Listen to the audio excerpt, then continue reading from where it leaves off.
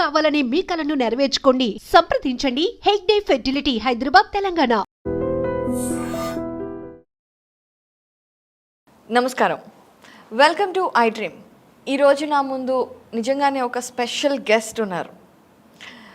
ఆ శివుడిని ప్రతిరోజు కొలుచుకునే అదృష్టం కలిగిన కేదార్నాథ్ ప్రముఖ అర్చకులు శివలింగ్ గారు ఇప్పుడు మనతో పాటు ఉన్నారు. కేదార్నాథ్ గురించి, అలాగే అక్కడ ఉన్న స్వామి గారి గురించి ఎన్నో విషయాలు తెలియచేయడానికి సిద్ధంగా ఉన్నారు. మరి మాట్లాడేద్దాం. నమస్కారం అండి. నమస్కారం. నిజంగా ఈరోజు మీరు మా ఐ డ్రీమ్కి రావడం మాకు చాలా ఆనందంగా ఉంది. శివలింగ్ గారు, శ్రీ గురుభ్యో నమః. కంఠే యస్య విరాజతే హి గరళం గంగాజలం మస్తకే వామాంగే గిరిరాజ రాజతనయా జాయా భవానీ సతి నంది స్కంద గణాదినాథ సహిత శ్రీ కేదారనాథ ప్రభు కేదారాంచల సంస్థితోయి సతతం కుర్యా సదా మంగళం, కుర్యా సదా మంగళం. హిమాద్రి పార్శ్వే చటతేర మంత్రం సంపూజ్యమానం సతతం మునింద్రే సురాసురైర్య క్షమహోరగాడే కేదారనాథం శివమేకమీడే మధుమేషనాథం శరణం ప్రపద్దే. కేదార్నాథ్ అనగానే అందరికీ ఖచ్చితంగా ఒకసారైనా వెళ్ళాలి అనే ఒక కోరిక ఉంటుంది. ఎందుకంటే అక్కడ శివుడు ప్రత్యక్షంగా తిరుగుతున్నాడు అని అందరూ చెబుతూ ఉంటారు. మీకు అక్కడ ప్రధాన అర్చకులుగా ఎలా అవకాశం వచ్చింది, ఒకసారి ముందుగా తెలియచేస్తారా? బహుజన్మ కృతై పుణ్యై పక్షిణై పాప పంజరే శుద్ధాంతకరణ దేహి పిండ శబ్దేన గీతే. ఏమైనా మనకు దొరకాలంటే పూర్వజన్మ జన్మాంతరంలో చేసిన పుణ్యమే మన వెనుక వస్తుందంటారు. అలాగే కేదార్నాథ్ ప్రధాన అర్చకునిగా సేవలో దొరికిందంటే పూర్వజన్మ పుణ్యం ఉంది, మన గురువారి ఆశీర్వాదం ఉంది. దాంతోనే మనకు ఈ సేవలో ఈ సంవత్సరం కేదార్నాథ్ ప్రధాన అర్చకునిగా నియామకం అయింది. మీకు అంటే చిన్నప్పటి నుండి అసలు మీరు ఎక్కడ ఉండేవారు? చిన్నప్పటి నుండి మీ పూర్వీకులందరూ శివుణ్ణి పూజించేవారా? ఏంటి అసలు మీ చిన్నతనం, మీ అమ్మ నాన్న? ఒకసారి మన అమ్మ నాన్న నుంచి మనం వీరశైవులు అంటారు. వీరశైవులు అంటే లోపలనే జంగమ, వీరశైవ జంగములు అంటారు. అంటే లింగాయతులు వీరశైవులు వాళ్ళ గురువు గారు జంగములు. అంటే కేదార్నాథ్ పరంపరలో దక్షిణ భారత వీరశైవ శుద్ధ జంగములే ప్రధాన అర్చకునిగా నియామకం అవ్వడం జరుగుతుంది అక్కడ. అదే ప్రకారం మన ఇంటి నుంచి ముందు పరంపర నుంచి మనం వీరశైవులం. మన మెడలో ఇష్టలింగ ధారణం చేస్తాం ముందు నుంచి.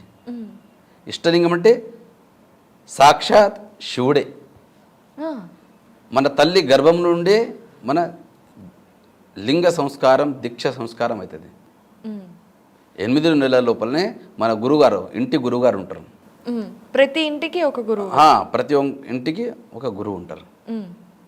ఆ గురువు గారు వచ్చి లింగధారణ చేస్తారు. అంటే ఏంటండి?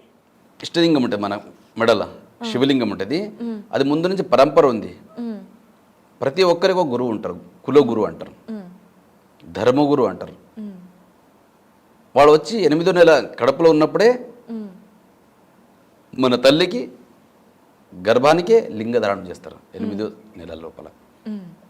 దాని తర్వాత 9 నెలలు జన్మించిన తర్వాత మళ్ళా ఆ సంతానానికి, బిడ్డకు వచ్చి లింగధారణం సంస్కారం ఇస్తారు ఇంటి లోపల. ముందు నుంచి మన పరంపర నుంచి జన్మించకంటే ముందు నుంచి మన పరంపరలో వీరశైవులకు ఇష్టలింగ ధారణం మన గురువుగారు చేస్తారు. పుట్టిన తర్వాత 8 సంవత్సరాల లోపల మన దీక్షా సంస్కారం ఇస్తారు గురువుగారు. అప్పటి నుంచి ప్రతి నిమిషం మన మెడలో శివలింగ ధారణం ఉంటుంది. ఆ శివలింగానికి పూజ చేసిన తర్వాతనే నీళ్ళే కానీ ప్రసాదమే కానీ ఏమి తీసుకోవాలంటే ఈ లింగానికి అర్పితం చేసిన తర్వాతనే మనం స్వీకరించాలి. ఇట్లా ముందు నుంచే పరంపర ఉంది మనకు. శైవ పరంపరలో 5 పీఠాలని రంభాపురి, ఉజ్జయిని, కేదార, శ్రీశైల, కాశీ. ఇవి 5 పీఠాలు శైవ పరంపరలో. ఆ 5 పీఠాలలోనే బ్రాంచులు ఉంటాయి, శివాచార్యులు అంటారు. ఆ శివాచార్యుల కిందనే మన జంగములు. శివాచార్యులు అంటే బ్రహ్మచారులు ఉంటారు. ఈ 5 పీఠాల్లో శాఖ మఠలే ఇవి శివాచార్యుల మఠాలు ఉంటాయి. రంభాపురి శాఖ మఠాలు కొన్ని ఉంటాయి, బ్రాంచ్ అంటారు మీరు. అలాగే శాఖ మఠం అంటే బ్రాంచులు అవి. ఆ పీఠాల ఒక్కొక్క శాఖ మఠాలు ఉంటాయి. ఆ గురుగారే ఇక ప్రతి కార్యక్రమానికి పీఠాధిపతులు వచ్చి కార్యక్రమం చేయడానికి చాలా కష్టమవుతుంది. అందుకే వాళ్ళ శాఖ మఠాల గురువుగారే శివాచార్యులు వచ్చి ఆ లింగధారణం సంస్కారం, దీక్షా సంస్కారం ఏముంటాయో అవి విధి విధానాలని పరిపూర్ణం చేసి ఇస్తారు మన ఇంటికి వచ్చి. అప్పటి నుంచి లింగధారణ చేసే నుంచి మనం 16 సంస్కారాలు ఉన్నాయి. 16 సంస్కారాల లోపల ఇది ఒక సంస్కారం లింగధారణ. అంటే మొత్తం మీకు 16 సంస్కరణలు అందరు ప్రతి ఒక్కరికి ఉంటాయి. దాంట్లో మనకి లింగధారణ ఒక సంస్కారం, దీక్షా సంస్కారం అంటారు. మనం అయ్యాచారం అంటారు. మన గురువుగారి చేతులతోనే అయ్యాచారం కానీ దీక్షా సంస్కారం కానీ మనం అర్పితం చేసుకుంటాం. అప్పుడు గురువుగారు వచ్చే లింగధారణ మన మెడల ధారణ చేస్తాం. ఆ మెడల ధారణ చేసే నుంచి అంత్య సంస్కారం దాకా మన అంతిమ స్నానం పరిపూర్ణంగా అంత్య సంస్కారం లోపలవే మన చెయ్యిలో ఇచ్చి ఇష్టలింగంని మన తోడు వచ్చేదే ఇష్టలింగం. లింగం, రుద్రాక్ష, భస్మ, ఇవి 3 మన ఎంబడి వచ్చేసి మళ్ళీ వేరే ఏవి రావు. అందుకే మన శైవ పరంపరలో ఇష్టలింగ ధారణం ప్రతి నిత్యం మెడలో ధారణం చేసి ఉంటాం. ఒక సెకండ్వే మనం విడిచి శివలింగాన్ని ఉండలేము. ఇట్లా పరంపర ఉంది ముందు నుంచి. ఇప్పుడు మీరు చెప్పారు కదా, అంటే పుట్టినప్పుడు ఒక్కలమే పుడతాము, పోయేటప్పుడు ఒక్కలమే పోతాము అని అంటారు. కానీ కాదు, మనతో పాటు లింగధారణం చేస్తాం. ఈ లింగం ఉంటుంది కదా, మన ఇచ్చే గురుగారు అంత్య సంస్కారం లోపలే మన చేయలు ఇచ్చి మన ఎంబడే అందుకే మనకు లింగైక్య అంటారు. మనకు మరణించారని అనదు శైవ పరంపరలో, లింగైక్యం అయ్యారు అని చెప్తారు. అంటే లింగంలో ఐక్యమవుతారు. ఎట్లా? లీయతే గమ్యతే యత్ర తద్లింగం. ఎక్కడైతే పుడతారో అక్కడే లీన అంటే గుప్త అవుతారో అదే లింగం అని పిలుచుకొస్తారు. అట్లా మనం పుట్టిన నుంచి పుట్టకన ముందు నుంచి మన లింగం మన అమ్మ కడుపులో ధారణ చేస్తారు. పుట్టిన తర్వాత అదే లింగం మనకు ధారణ చేస్తారు. పుట్టిన తర్వాత అదే లింగానికి దీక్షా సంస్కారం అయిన తర్వాత ఆ దీక్షా సంస్కారంలో మళ్ళా గురుగారు లింగం ఇచ్చి మంత్రోపదేశం ఇస్తారు. 7 కోటేషు మంత్రేషు మంత్ర పంచాక్షరమాన్. 7 కోటి మంత్రాల్లో పంచాక్షర మంత్ర శ్రేష్టం. నమ శివాయ. ఓం పెడితే షడాక్షరి ప్రణవాక్షర ఓం కారం అవుతుంది. ఓం ఇడిచిపెడితే పంచాక్షర మంత్రం నమ శివాయ. ఈ మంత్రాన్ని ప్రతిరోజు పఠిస్తాం మేము. 108 సార్లు జపిస్తాం ఇది రుద్రాక్షమాలతో.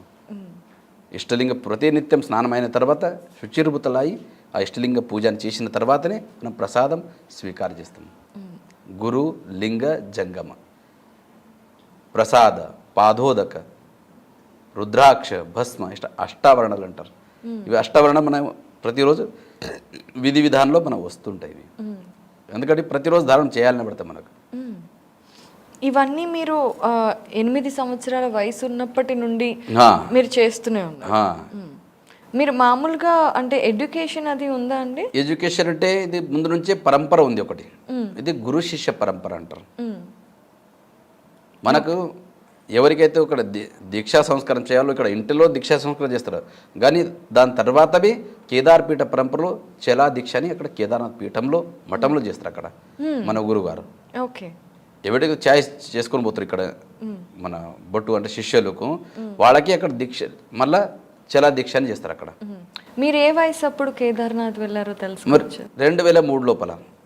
అప్పుడు 2003 లోపల ప్రతి పుట్టిన నుంచి మనం 2003 దాకా మన ఊళ్ళో చప్టా గ్రామంలో విద్యాభ్యాసం మొత్తం 10th క్లాస్ దాకా అక్కడనే నెరవేర్చుకున్న తర్వాత 2003లో 10th పరీక్ష ఎగ్జామ్ అయిన తర్వాత మనం కేదార్పీఠానికి వెళ్ళినాం మేము గురుగారు ఎంబడి.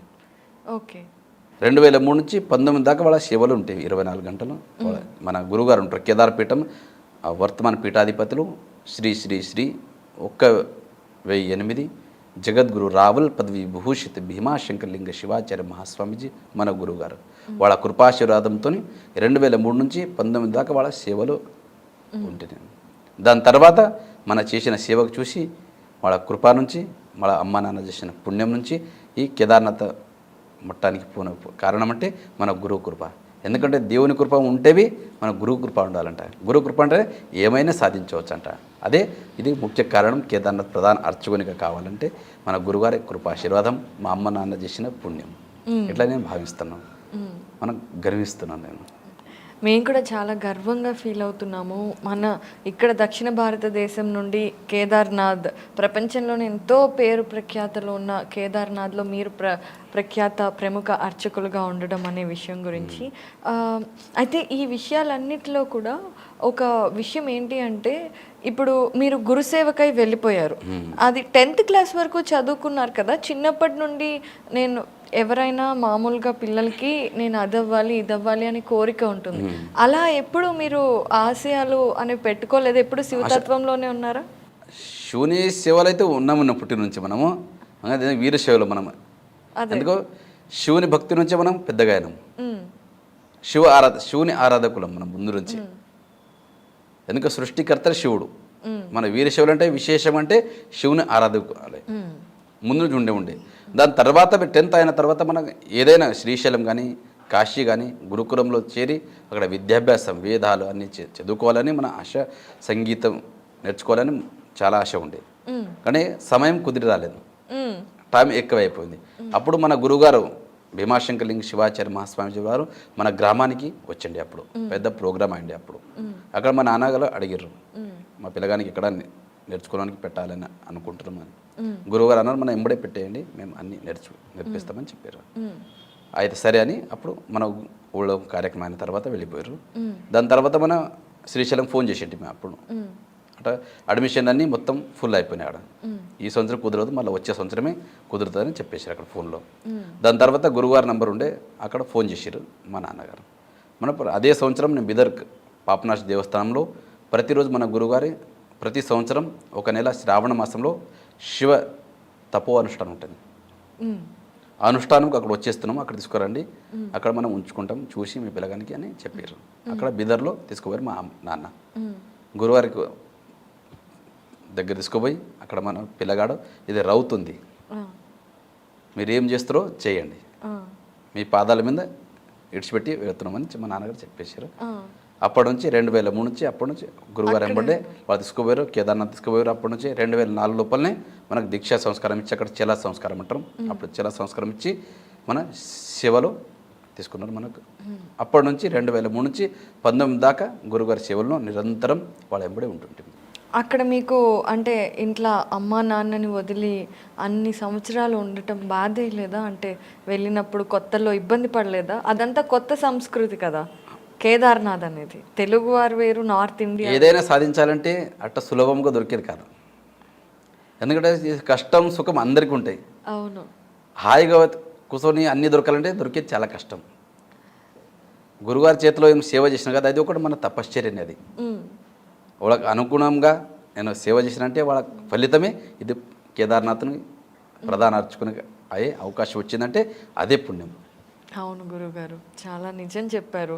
కూర్చుని తింటే తపశ్చర్య అంటే ఎక్కడో హిమాలయంలో కూర్చొని చేసే తపశ్చర్య కాదు.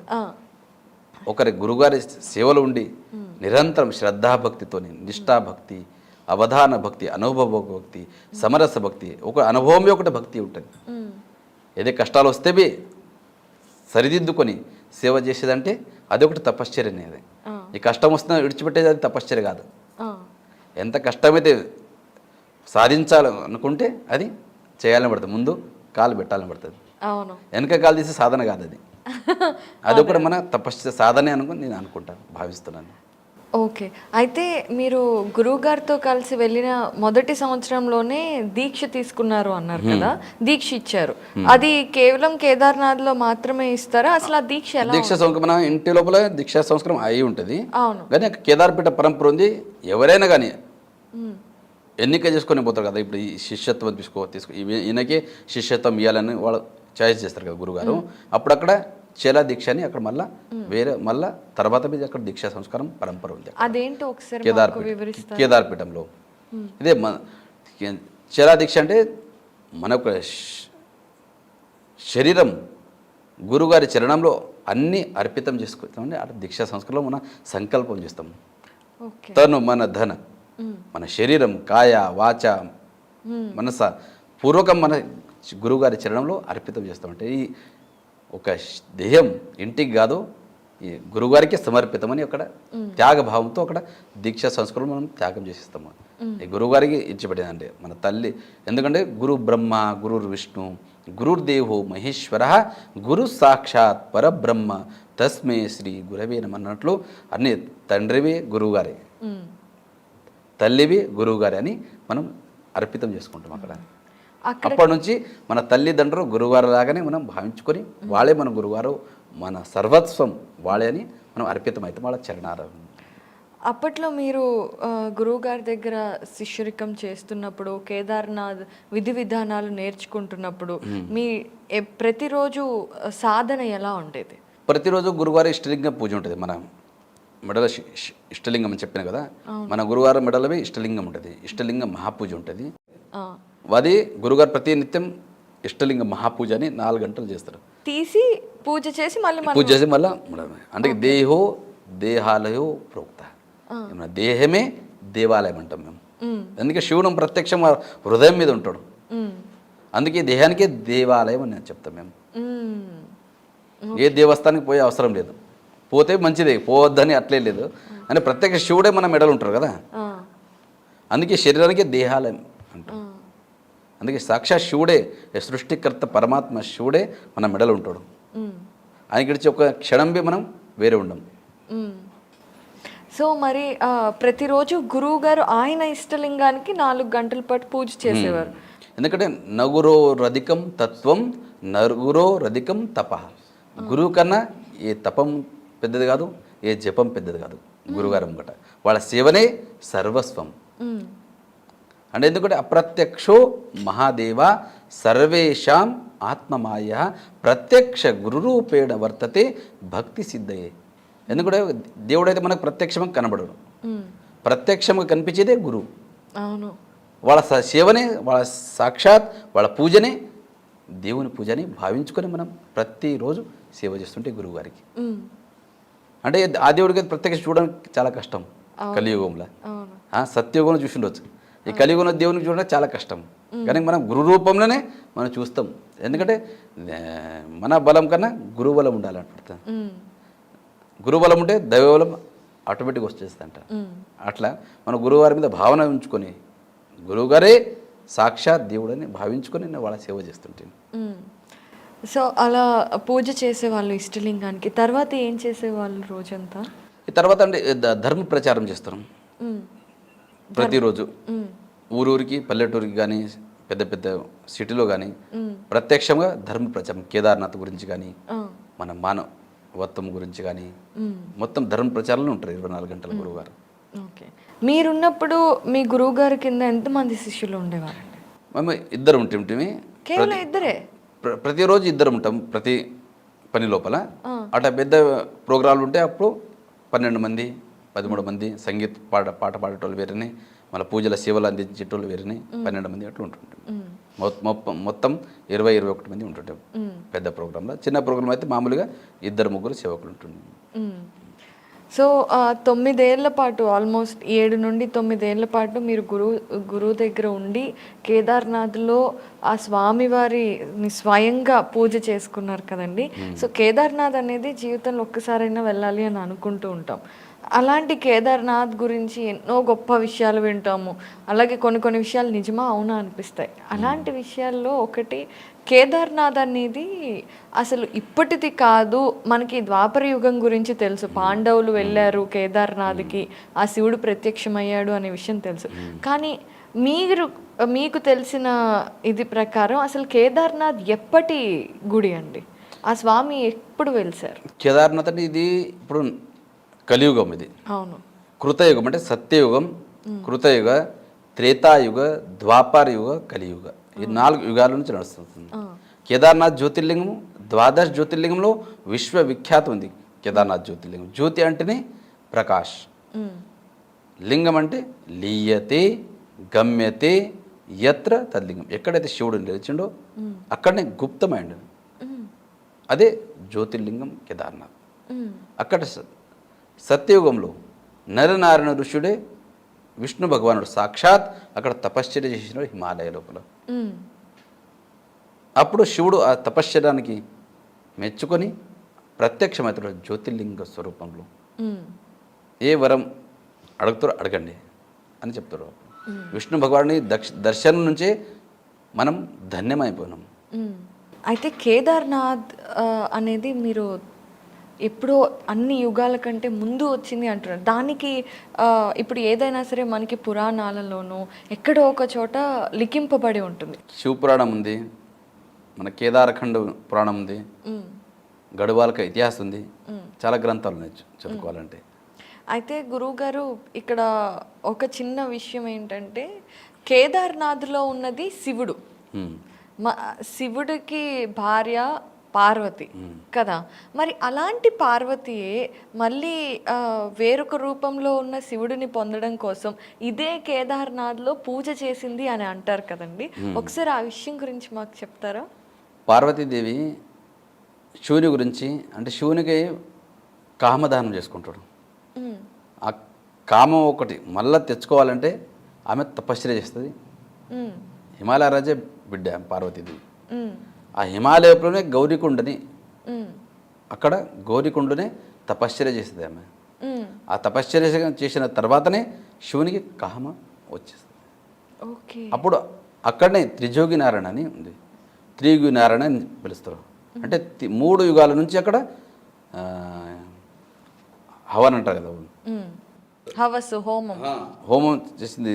ఇప్పటిదాకా అగ్ని, అప్పుడు అగ్ని పెట్టిన అగ్ని ఇప్పటిదాకా నడుస్తుంటుంది. అఖండ జ్యోతి, జ్యోతి కదా, ధూన్ అంటారు కదా. అవునవును, ధూను అప్పుడు 3 యుగాల నుంచి పెట్టిన ధూను ఇప్పటిదాకా నడుస్తూ ఉంటుంది. అది త్రియుగి నారాయణ అంటారు. ఇప్పుడు కూడా ఇప్పుడు కూడా ఉంది అది. అంటే అక్కడ శివ పార్వతి పెళ్ళైన స్థలం. అక్కడ కామం వచ్చిన తర్వాత శివ పార్వతి వివాహం జరిగింది. త్రియోగి నారాయణ అని, త్రిజోగి నారాయణ అంటారు, త్రియుగి నారాయణ అంటారు. 3 యుగాల నుంచి అక్కడ పెళ్ళైన స్థలం శివ పార్వతులది. అలాగే పార్వతి అమ్మ పూజ చేసి తపస్సు చేసుకున్న కుండు కూడా ఉంది అన్నారు కదా. అక్కడ ఎప్పుడు నీళ్లు ఎప్పుడు వేడిగానే ఉంటాయి. అసలు అంత చల్లటి పర్వతాల మధ్యలో ఉన్న నీళ్లు ఎక్కడి నుండి వేడిగా అవుతున్నాయి కూడా తెలియదండి. దాది అంతమే తెలియదు. శివుని లీల అనంతం ఉంది, అదంతా శివుని లీల. అందుకే చెప్తారు శివునికి ఇడిచి శక్తి లేదంట, శక్తికి ఇడిచి శివుడు లేడంట. అందుకే చెప్తారు వాగర్త వివ సంపృక్తో వాగర్త ప్రతిపత్తయే జగత పితర వందే పార్వతీ పరమేశ్వర. జగం యొక్క పార్వతి మత పరమేశ్వరు వాళ్ళే మాతా పితలంట. వాళ్ళ శక్తి అనంతం ఉందంట వాళ్ళ లీలలో. అది ఆ లీల ఎక్కడ ఉందో కనిపెట్టడం చాలా కష్టం, కానీ వేడిలో వచ్చేది ఖచ్చితం అక్కడ ఎప్పుడు అన్న. ఇంత ప్రళయం అయితే అక్కడ వేడి నీళ్ళతో ఎక్కడ డిస్టర్బ్ కాలేదా, మళ్ళీ అదే స్థలంలో వేడి నీళ్ళు వస్తూనే ఉంటాయి గౌరీకుండ లోపల. కేదార్నాథ్ 12 జ్యోతిర్లింగాలు కానివ్వండి, చార్ధామ్ యాత్రలో కానివ్వండి, ఖచ్చితంగా చూసి ఉండాల్సిన తీర్థం అది. అంతటి ప్రాచుర్యం పొందడానికి ఈ 12 జ్యోతిర్లింగాల యొక్క విశిష్టత గురించి, అలాగే కేదార్నాథ్లో ఎప్పుడైనా మనకి లింగం అనేది ఒక స్ట్రక్చర్లో ఉంటుంది, కానీ కేదార్నాథ్లో మాత్రం ట్రయాంగిల్ షేప్లో ఉంటుంది, త్రికోణం షేప్లో. దాని గురించి ఒకసారి తెలియజేస్తారా? అంటే శివుడు కేదార్నాథ్లో ఉంటే పంచముఖ పరమేశ్వరుడు శివుడు. శివుడు హిమాలయాలో వచ్చేస్తారు. అక్కడ గుప్త కాశీ అంటే 3 కాశీలు, బనారస్ కాశీ, ఉత్తర కాశీ, గుప్త కాశీ. బనారస్ కాశీ నుంచి బయలుదేరుతారు పంచపాండవులకు. ఎందుకంటే వాళ్ళకు బ్రహ్మహత్య, గురుహత్య, గోత్రహత్య శ్రాపాలు తగులుతాయి కదా. ఆ శ్రాప విమోచన గురించి హిమాలయాలు వస్తారు పంచపాండవులు. అయితే శివుడు వాళ్ళకి దర్శనం ఇచ్చాడు. దర్శనం ఇచ్చాడు ఉంటే ఎక్కడో ఇచ్చేస్తుండేది, కానీ వాళ్ళకి పరీక్ష తీసుకోవాలని వాళ్ళ పరీక్షల గురించి అక్కడ హిమాలయ వచ్చేస్తారు. కానీ శివుడు ఒకటే స్థలంలో దర్శనం ఇయ్యడు. బనారస్ కాశీ నుంచి ఉత్తర కాశీ వస్తారు శివుడు. ఉత్తర కాశీ నుంచి గుప్త కాశీ వస్తారు. గుప్త కాశీ వచ్చిన తర్వాత అక్కడే పంచపాండవులు వస్తారు. వచ్చిన తర్వాత శివుడు అక్కడ గుప్తం అవుతాడు, కనిపించడు అప్పుడు గుప్తం అవుతాడు. అందుకే అక్కడ గుప్త కాశీ అని పేరు పడుతుంది. అక్కడ విశ్వనాథ్ దేవస్థానం ఉంది అక్కడ, స్వయంభు శివలింగం. ఎందుకంటే శివుడు ఎక్కడ నిలిచి అక్కడనే లీనం అంటే గుప్త అవుతాడు. అదే శివలింగం ప్రకటమైంది అక్కడ. దీనికి శివునికి ఆకారం ఉకారం ఏది లేదు, బోలాత నిరాకారుడు. లింగ మధ్య జగత్ సర్వం. శివుని ఆకారమే ఏక గోళాకారం ఉంది. ఇట్లనే ఉన్నాడు శివుడు, అట్లనే ఉన్నాడు మన ఊహించే శాస్త్రంలో చదివిన మట్టుగా మనం ఆకారం తీసే శివుంది. జటాధారి త్రిశూల్ధారి ఏమైనా చెప్తుంటాం కదా, అట్లనే మనం చిత్రీకరణ చేస్తాం. కానీ శివుని చూసిన వాళ్ళు ఎవరు లేరు. అని శివుడికి ఆకారమే లేదు, నిరాకారుడు. లింగ రూపమే ఎక్కడైనా. అక్కడ గుప్తం అవుతాడు గుప్త కాశీ లోపల. అందుకే గుప్త కాశీ అంటారు. అక్కడవి మణికర్ణ కుండు ఉంది. గంగా యమున పారుతుంటుంది ఎప్పుడు ధార. అక్కడ ఆ శివుని ఇచ్చ అయితే ఉండేది అక్కడ దర్శనించేది. అయితే పార్వతి ఇచ్చ నుంచి అక్కడ అర్ధనారీశ్వర రూపంలో దర్శించారు. ఆ సగం పార్వతి సగం శివుని రూపంలో దర్శిస్తూ పాండవులకు అప్పుడు ఇచ్చి అక్కడ గుప్తం అవుతాడు శివుడు. ముంగడు అట్లనే హిమాలయంలో వెళుతుంటాడు శివుడు. కానీ ఎప్పటిదాకా శివుని దర్శనం కాదు, వీళ్ళ శ్రాపం పాప విమోచనం అయ్యేది చాలా కష్టం ఉండే పంచపాండవులకు. ఎందుకంటే దర్శన స్పర్శనశ్చైవ, ఎవరిదైతే దర్శనం అవుతుందో వాళ్ళ శరీరం పవిత్రమవుతుంది. పాపాలను తెలియని పాపాలన్నీ తొలగిపోతాయని చెప్తారు. అట్లాగే పంచపాండవులకు బ్రహ్మహత్య గురుహత్య శ్రాపం విమోచన కావాలంటే శివుని దర్శనం అత్యంత అవసరం ఉండే వాళ్ళకి. దర్శనం శివుని దర్శనం ఎప్పటిదాకా కాదో వాళ్ళది మోక్షం లేకుండే. అందుకే శివుని దర్శనానికి హిమాలయాలు వస్తారు. కానీ శివుడు బర్రె రూపంలో తిరుగుతుంటాడు హిమాలయ లోపల. ఎన్నో బర్రెలు, దాంట్లో శివుడు ఒక బర్రె రూపం వేషం వేసుకొని తిరుగుతుంటాడు. కానీ పంచపాండవులకు గుర్తుపట్టేది చాలా కష్టమవుతుంది. చాలా మంది ఆవు రూపంలో తిరిగాడు. భయస్ అంటే బర్రె రూపమే అది. ఇక చెప్పడానికి మంచిగా ఉండదని కొంతమంది ఆవు అంటారు, కానీ భయస్ రూపం అంటారు. అక్కడ బర్రె రూపంలో రూపంలో తిరుగుతుంటారు. ఎన్నో బర్రెలు ఉంటాయి, దాంట్లో శివుడు ఒకడు. మీరు సుమేర్ పర్వతం అనే 2 పర్వతాలు ఉన్నాయి అక్కడ. 2 పర్వతాల మీద కాలు పెట్టి భీముడు ఎందుకు బలవంతుడు, ఆయన బలవానుడు, బుద్ధిమాన్, శక్తిమాన్ అన్నిడు భీముడు. అప్పుడు ఆయనకు సూచిస్తుంది మీరు సుమేర్ పర్వతం పైన ఆగి అన్ని బర్రెల కింది నుంచి పంపిస్తారు అందరు. కానీ శివుడు దేవాదిదేవ్ మహాదేవుడు. ఆయన కింది నుంచి కొంచెం పోతాడు, ఆయన వేరే తోవలో పోతుంటాడు. అప్పుడు భీమునికి అర్థమవుతుంది శివుడు ఆయననే, వేరే తోవ పట్టుకుని పోతుండు కదా, ఆయననే ప్రత్యేక శివుడని వెనకబోయి పట్టుకొని పోతాడు భీముడు. అప్పుడు శివుడు ముఖభాగం కింద భూమిలో వేస్తాడు ముఖభాగం. మిగతా భాగమే వీపు భాగమే అక్కడ కనిపించేది శివలింగం కేదార్నాథుడు. అగ్రభాగ శివుడు ముఖం అగ్రభాగ పశుపతినాథ్ నేపాల్లో ఉంటుంది దర్శనం. అంటే పశుపతి అంటే పశువు యొక్క నాథుడు పశుపతినాథుడు. ఎందుకంటే ఇక్కడ పశువు రూపంలో వచ్చింది కదా శివుడు, అందుకే పశుపతినాథ్ అని పేరు పడ్డది. అగ్రభాగ పశుపతినాథ్ నేపాల్. అన్ని 4 భాగంలో దర్శించడం హిమాలయంలో. దానికే పంచకేదార్లు అంటారు. కేదార్నాథ్, మధుమేశ్వర్, తుంగనాథ్, రుద్రనాథ్, కల్పేశ్వర్. ఎందుకు కేదార్నాథ్ జ్యోతిర్లింగంతో సత్యయుగం ఉంది. ఇది నరనారాయణ వచ్చి తపశ్చర్య చేసినందుకే శివుడు సాక్షాత్ జ్యోతిర్లింగ స్వరూపంలో నిలిచిండు అక్కడ కేదార్నాథుడు. దాని తర్వాత పంచపాండవుల స్టోరీ ఇప్పుడు ద్వాపారయుగం ఇది. అయితే అక్కడ పశుపతినాథ్ ముఖభాగం, కేదార్నాథ్లో వీపు భాగం పృష్ఠ భాగం అంటే. రెండవ కేదార్నాథ్ మధుమేశ్వర్లో మధ్య భాగం అంటే నాభి స్వరూపంలో. ఇక నాభి స్వరూపంలో పూజ అవుతుంది మధుమేశ్వరంలో. ఎందుకంటే మదనాంతక భక్తవసల, మన శరీరంలో కామ క్రోధ మద మత్సర దమ అహంకారం ఏముంటుంది కదా, అవన్నీ తొలగించేదే రెండవ కేదార్నాథ్ మధుమేశ్వరుడు అంట. అక్కడ మధ్య భాగం దర్శనం అవుతుంది అక్కడ స్వయంభూ శివలింగానికి. మూడవ కేదార్నాథే తుంగనాథ్, అక్కడ హృదయం అని భుజం, అక్కడ దర్శించిన శివుడు. అక్కడ హృదయంది భుజంది పూజ అవుతుంది. రుద్రనాథ్ లోపల నేత్రముఖ మండలం, కల్పేశ్వర్ లోపల జట, కేదారం మధ్యమం తుంగం తథా రుద్రాలయం ప్రియం కల్పకం చ మహాదేవం సర్వపాప ప్రణాశనం. ఎవరైతే 5 క్షేత్రాల దర్శించుకుంటారో తెలిసి తెలియని పాపాలన్నీ తొలగిపోతుంటాయి. ఎట్లా? అన్యక్షేత్రే కృతం పాపం కేదార క్షేత్ర వినిశ్యతే, కేదార క్షేత్ర కృతం పాపం వజ్రలేపు భవిష్యతి. తెలిసి తెలియని తప్పులన్నీ ప్రతి ఒక్కరు చేయాలని పడుతుంది. తప్పు చేయని వాళ్ళు లేరు. ఏదో ఒక తప్పు జరుగుతుంది. అవన్నీ తప్పు చేసిన పాపాలన్నీ తొలగిపోవాలంటే ఈ పుణ్యక్షేత్రాలకు పోవాలంట. అలా కేదార క్షేత్రానికి ఒకసారి వచ్చి దర్శించుకుంటే అన్ని పాపాలు తొలగిపోతాయి. పవిత్రంతే వితతం బ్రహ్మణస్పతి, అన్ని పవిత్రమైతే మనం. అందుకే ప్రతి ఒక్కరు పంచపాండవులు కానీ ఆ పరంపర పంచపాండవులు చేసి ఉంచారు. కానీ ఇప్పుడే ప్రత్యక్ష భక్తులు వచ్చి క్రమంగా కేదార్నాథ్, మధుమేశ్వర్, తుంగనాథ్, రుద్రనాథ్, కల్పేశ్వర్ ఇవి దర్శించుకుంటే అన్ని పాపాలు తొలగిపోతాయని అక్కడ ప్రత్యక్షం వచ్చి దర్శించుకుంటారు. ఎవరికైతే పంచక్షేత్రాలని దుర్గమ స్థలాలు ఉన్నాయి, అన్నీ నడుచుకుంటూ పోవాలి పడుతుంది. అందరు పోయే అవకాశం తక్కువ ఉంటుంది. అందుకే ప్రత్యక్షంగా అక్కడ పోయి దర్శించుకోగలగకపోతే మన పంచకేదార్ గద్య స్థలం అంటే ఎప్పుడైతే కేదార్నాథ్ తలుపులు క్లోజ్ చేస్తామో మూసేస్తామో 6 నెలల తర్వాత క్లోజ్ చేస్తాం. అది ఓపెన్ అయిన తర్వాత క్లోజ్ చేసిన తర్వాత 4 రోజులు శోభయాత్రలో పల్లెకి ఉత్సవం జరుగుతుంది అక్కడ కేదార్నాథ్ నుంచి. అప్పుడు వచ్చి కేదార్నాథ్ నుంచి ప్రత్యక్ష మూర్తులు పంచముఖ విగ్రహం ఉంటుంది, శక్తి మూర్తి అంటారు, భోగమూర్తి అంటారు. అవన్నీ తీసుకొచ్చి మన పంచకేదార్ గద్య స్థలం ఓంకారేశ్వర మందిర్, రాజా మహందాతుడు ఉజ్జయిని రాజా మహందాతుడు అక్కడ మన వైరాగ్య పీఠం అంటారు. ఇప్పుడు 5 పీఠంలు అని చెప్పాను కదా శైవ పరంపరలో 5 పీఠంలో ఇది 3వ పీఠం వైరాగ్య పీఠం. దానికే ఊషామఠం అంటారు. ఇప్పుడు వర్తమానంలో ఊఖీమఠం అంటారు. ఊఖీమఠం అక్కడ ఓంకారేశ్వరి దేవస్థానం ఉంది.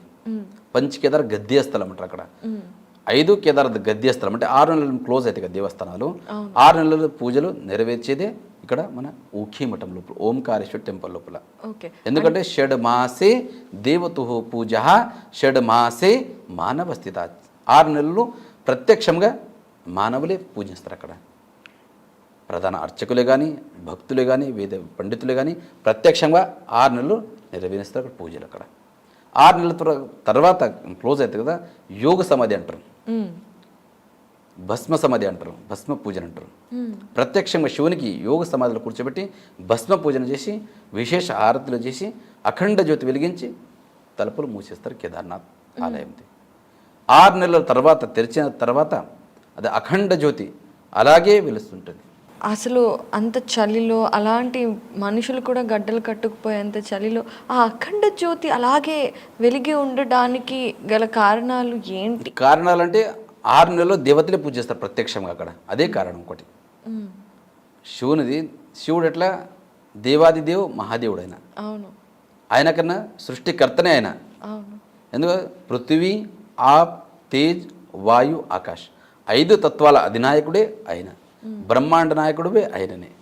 అందుకే ఆయనకు ప్రత్యక్ష సేవలు దేవి దేవతలకు యక్ష గంధర్వ కిన్నర్వ ఎన్ని మంది ఉన్నారో మొత్తం అక్కడ పూజింపబడుతారు అక్కడ శివునికి.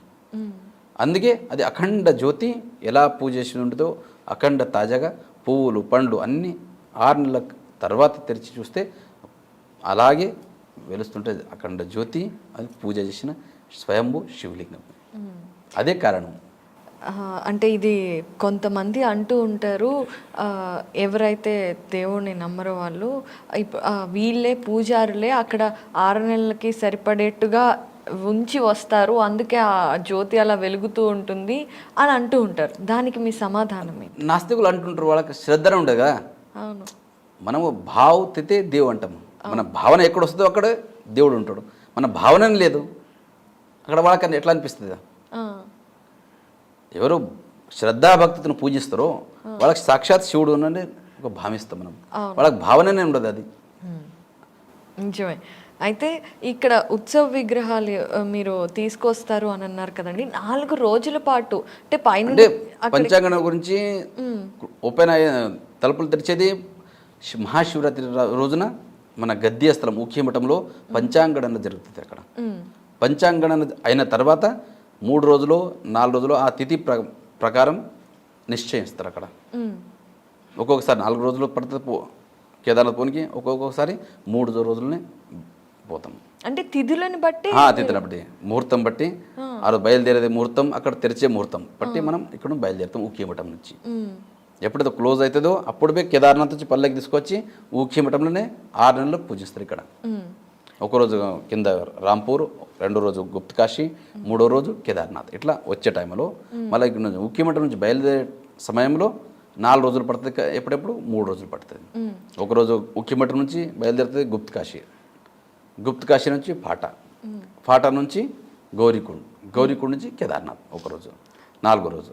5వ రోజు ప్రొద్దున బ్రాహ్మీ ముహూర్తంన ద్వారం తెలిసి ఉంటుంది. అయితే ఆ దారి అంతా కూడా చాలా కష్టంగా ఉంటుంది కదా, ఎంతో పవిత్రంగా ఉన్న ఆ విగ్రహాలను తీసుకెళ్లే సమయాలలో మీరు అక్కడే ఎన్నో సంవత్సరాల నుండి ఉన్నారు కాబట్టి మీరు చూసిన ఏదైనా దేవలీలలు, ఎందుకంటే ఎన్నోసార్లు ఎన్నో ఆపదలు కలుగుతూ ఉండొచ్చు కానీ దేవుడే కాపాడుతాడు అని అందరూ అంటారు కదా, అలా మీకు విచిత్రంగా దేవుడు ప్రకటితమైన విశేషం ఏదన్నా మాతో చెప్తారు? విశేషమైన శివుని దగ్గర అంత శక్తి ఉంది. 2013 లోపల ప్రళయం అయింది. అవును. కానీ ఎన్నో మంది ఇదే అయిపోయారు, నీలపాలైపోయారు. కానీ ఎన్నో బిల్డింగ్స్ కూలిపోయినాయి. కానీ ప్రత్యక్షంగా ఆ దేవస్థానము చేసే పూజారి, మళ్ళా అక్కడ ఉన్న సిబ్బంది మొత్తం అందరికీ శివుడు రక్షించుకున్నాడు. వాళ్ళ ఆస్థ ఏముంది, పూజ విధి విధానం ఎప్పుడూ ఆగలేవు. అవును, ఎంత మంచు పడినా ఏది ఏమైనా తెరిచి ఉన్న 6 నెలలు అసలు పూజ ఆగకూడదు అంటారు. ఆగదు మరి, 6 నెలలు అఖండ పూజ నెరవేరుతుంటుంది. ఎందుకంటే ఊఖీమఠం నుంచి బయలుదేరే ముందే ఇక్కడ సంకల్పం చేసే బయలుదేరుతాం. మన గురువుగారు గద్దికి ఉంది, అక్కడ గద్ది పైన మన గురువుగారు కూర్చొని మన ఆశీర్వాదంతోనే అక్కడ సంకల్పం చెప్పిస్తారు మనకు. సంకల్పం చేసిన తర్వాతనే అక్కడ నుంచి పల్లెకి బయలుదేరుతుంది. ఈ సంవత్సరం 20వ తారీఖు క్షేత్రపాల్ భైరవనాథ్ పూజ అవుతుంది, విశేష మహాపూజ అవుతుంది, విశేష హారతులు అవుతుంది క్షేత్రపాలు. ఎందుకంటే కాలభైరుడు అంటాం కదా మనం, అక్కడ క్షేత్రపాలు అందరికీ రక్షించేదే క్షేత్రపాలుడు భైరవనాథుడు. ఆయన విశేష పూజలు జరుగుతాయి ఊఖీమఠం లోపల, పంచకేదార్ గద్య స్థలం ఓంకారేశ్వర లోపల. ఆ విశేష పూజలు అయిన తర్వాతనే అక్కడ 20వ తారీఖు విశేష పూజలు అయితే సాయంత్రం. 21వ తారీఖు ఈ సంవత్సరం ఏప్రిల్ 21వ తారీఖు అక్కడ నుంచి పల్లెకి శోభయాత్ర ప్రారంభమవుతుంది.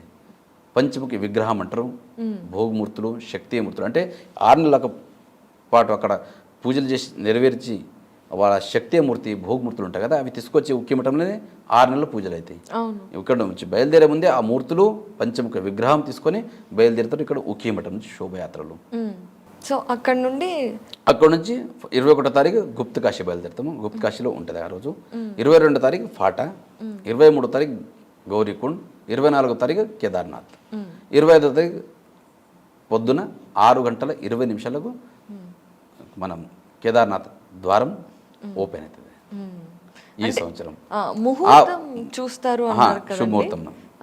మామూలుగా అంటే ఏదైనా ప్రత్యేక ముహూర్తం కానీ అలా ఏమన్నా ఉంటుందా దానికి? ప్రత్యక్ష ముహూర్తం ఏం లేదు, అది సమయం మంచి సమయం శుభముహూర్తం చూసి ఓపెన్ చేస్తాం. అంటే ప్రతి సంవత్సరం మహాశివరాత్రి రోజునే నిశ్చయిస్తారు అక్కడ ఊఖీమఠం లోపల తెరిచేది. మూసేదేమో ఫిక్స్ ఉంది. దీపావళి పాడ్యమి రోజు అంటారు కదా, దీపావళి పాడ్యమి రోజే తలుపులు మూసేస్తాం అక్కడ కేదార్నాథ్ టెంపుల్ది. ప్రతి సంవత్సరం అది ఫిక్స్ ఉంది. మూసిన తర్వాత మళ్ళీ 3 రోజుల పాటు ఊఖీమఠం వస్తుంది శోభయాత్రలు పల్లెకి. గురుగారు 6 నెలల సమయం గుడి మూసేసిన తర్వాత మళ్ళీ వెళ్ళి తలుపులు తెరిచేటప్పుడు ఎవరు వెళ్ళి తలుపు తెరుస్తారు అండ్ వాళ్ళతో పాటు ఎవరెవరు ఉంటారు? లోపల స్వామివారి దర్శనం ఎలా ఉంటుంది? 6 నెలలు దాకా ద్వారం మూసి ఉంటుంది కేదార్నాథ్. అవును. కానీ ఎట్లుంటుందంటే ఒకసారి 6 నెలలు పూజ చేసి వచ్చే సమయంలో చాలా దుఃఖం అనిపిస్తుంది, ఏది విడిచిపడేది. ఎందుకంటే సృష్టికర్తుడే ఆయన, ఆయననే మాకు అన్ని ఇచ్చే వరాలు ఇచ్చేది, మనకు సృష్టించేది, మనం చూసుకునేది ఎవరు? శివుడే. కానీ ఆయనకే స్వయం మనం భస్మ పూజన చేసి యోగ సమాధిలో ఉంచి క్లోజ్ చేసుకొని వచ్చేస్తాం కదా, అది వచ్చేటప్పుడు ఎంతో దుఃఖం అనిపిస్తుంది. అదే మళ్ళీ క్లోజ్ ఓపెన్ అయ్యే సమయంలో ఎప్పుడెప్పుడు చూడాలి శివునికి. ఎందుకంటే మనం ఒక సాదా ఒక మనిషికి ఒక 5 నిమిషాలు రూమ్లో పెట్టేసి పెట్టేసి తలపేయాలంటే వస్తే మనకి ఎంత బాధ అనిపిస్తుంది. అయ్యయ్యో పెట్టి వచ్చేటప్పుడు ఏదో దాంట్లో పెట్టి వస్తాం, పెట్టి వచ్చిన తర్వాత ఎంత బాధ అయిపోతుంది. ఇక మనం ప్రత్యేక శివునికి 6 నెలలు విడిచిపెట్టి మనం వస్తాం కదా, ఎంతో ఇది అనిపిస్తుంది. ఆ తెరిచేటప్పుడు అది ఆనందం అంటే అది చెప్పేదంత ఇది ఉంటుంది, అంత ఆనందం ఉంటుంది. ఆ సమయంలో మన గురువుగారు ఉంటారు అక్కడ సాన్నిధ్యం. గురువారం లోపల ప్రత్యక్షం ప్రతి సంవత్సరం ఏ పూజారి ఉంటారు, ప్రధాన అర్చకులు అంటే ప్రతి సంవత్సరం వేరే వేరే పూజారులు ఉంటారు. ఈ సంవత్సరం మేము ఉంటాం, వచ్చే సంవత్సరం మళ్ళీ వేరే పూజారులు ఉంటారు. 5 పూజారులు మనం. శివశంకర్ లింగ్, శశిధర్ లింగ్, వాగీష్ లింగ్, గంగాధర్ లింగ్, నేను శివలింగ్. ఇలా 5 మంది పూజారులు ఉన్నాం మేము. ప్రతి సంవత్సరం వేరే వేరే పూజారులే అక్కడ శివులు ఉంటారు. ఎందుకు అలా అడగచ్చా స్వామి? ముందు నుంచి పరంపర ఉంది. ఈ ప్రతి సంవత్సరం ఒకటే జాగాలో 5 ఉంటే మనము ఒక్కొక్క సంవత్సరం అట్లా పరంపర ముందు నుంచి వచ్చింది అది. స్వామి అంటే మీరు అర్చకుల పేర్లందరూ చెప్పినప్పుడు కూడా అందరికీ లింగం అనే పేరు ఖచ్చితంగా ఉంది. అది అక్కడ అర్చకత్వం చేసే వాళ్ళందరికీ ఇచ్చే బిరుదా స్వామి? మన గురుగారు ఉంటారు కదా అక్కడ, చల దీక్షా సంస్కారం అంటారు అక్కడ. మన మఠంలో అక్కడ పీఠంలో దీక్షా సంస్కారం ఇస్తారు. చల సంస్కారం అంటే చల అంటే దీక్షా సంస్కారం. ఆ దీక్షా సంస్కారం ముందు ఏ పేరైనా పర్వాలేదు, లింగ ఉపాధి ఉంది. ఇప్పుడు నా పేరు శివలింగ, మీది ముందు నుంచి శివలింగం ఉంది మాది. ఇక ముందు లేకపోతే ఆ సమయంలో దీక్షా సంస్కారం ఇచ్చేటప్పుడు మన గురుగారి చేయితో ఆ పేరును లింగ రూపంలో మార్చేస్తారు. ఒక ఉపాధి ఉంది మన జగద్గురులో కానీ, ఈ 5 పూజారుల పేర్లు కానీ, ఈ ప్రత్యక్షంగా ఏ పేరు. ఇప్పుడు మా వర్తమాన జగద్గురు పేరు భీమాశంకర్ లింగ, దానికన్నా ముందు సిద్ధేశ్వర లింగ, శాంతలింగ, ఇలా పేర్లు ఉంటాయి. అట్లతో పేర్లు రాసేటప్పుడు మన గురుగారి పేర్లు శ్రీ శ్రీ శ్రీ 1008 రావల్ పదవి భూషిత్ భీమాశంకర్ లింగ శివాచార్య మహాస్వామి ఇట్లా పేరు మొత్తం ఉంటుంది టోటల్గా. కానీ ఏ పేరైనా కానీ ఉపాధిలో భీమాశంకర్ లింగ్, శాంతలింగ్ ఇలా లింగ ఉపాధి ఉంటుంది. ఇప్పుడు వర్తమానంలో 5 పూజారులు ఉన్నాం. ఇప్పుడు ఈ 5 పూజారుల పేర్లు ఇప్పుడు శశిధర్ లింగ్, శివలింగ్, శివశంకర్ లింగ్, వాగీష్ లింగ్, గంగాధర్ లింగ్ ఇలా పేర్లు ఉన్నాయి వర్తమాన లోపల. ఈ 5 ఇప్పుడు మీరు ప్రధాన అర్చకులుగా ఇక్కడ ఉన్నారు కదా, మిగతా 4 ఎక్కడెక్కడ చేస్తున్నారు? అంటే వేరే దేవస్థానంలో ఉన్నాయి అక్కడ. కేదార్నాథ్ 1, మధుమేశ్వర్ 2, గుప్తకాశి 3, ఉఖిమఠ్ 4 స్థానాల్లో 4 పూజారులు. ఒక పూజారి ఎక్స్ట్రా అతిరిక్తిలో ఉంటారు, ఎక్స్ట్రాలో ఉంటారు ఒక పూజారి. ఎవరైతే సెలవులో ఇంటికి పోతారో ఎక్కడ బయటికి పోతారో ఆ సెలవులో అక్కడ ఆ పూజారి స్థానాల్లో మన వేరే పూజారి ఎక్స్ట్రాలో ఉన్న పూజారి తన సేవ చేస్తాడు శివుడు. అయితే మీరు చెప్పారు, ఇప్పుడు మీరున్నారు కదా, మీరు ముందుగా కూడా గురువు గారికి సేవ చేసుకునేటప్పుడు కూడా చూసే ఉంటారు. 6 నెలల తర్వాత ఆ స్వామివారి దర్శనం అయినప్పుడు అక్కడ అఖండ జ్యోతి అలానే ఉంటుంది. అలాగే మామూలుగా ఇప్పుడు ప్రతిరోజు పూజ జరిగే గుడిలో దర్బార్ వాసన కానివ్వండి, మనం ఎన్నో చూస్తుంటాం, పూలు కానివ్వండి, ఇలాంటివన్నీ.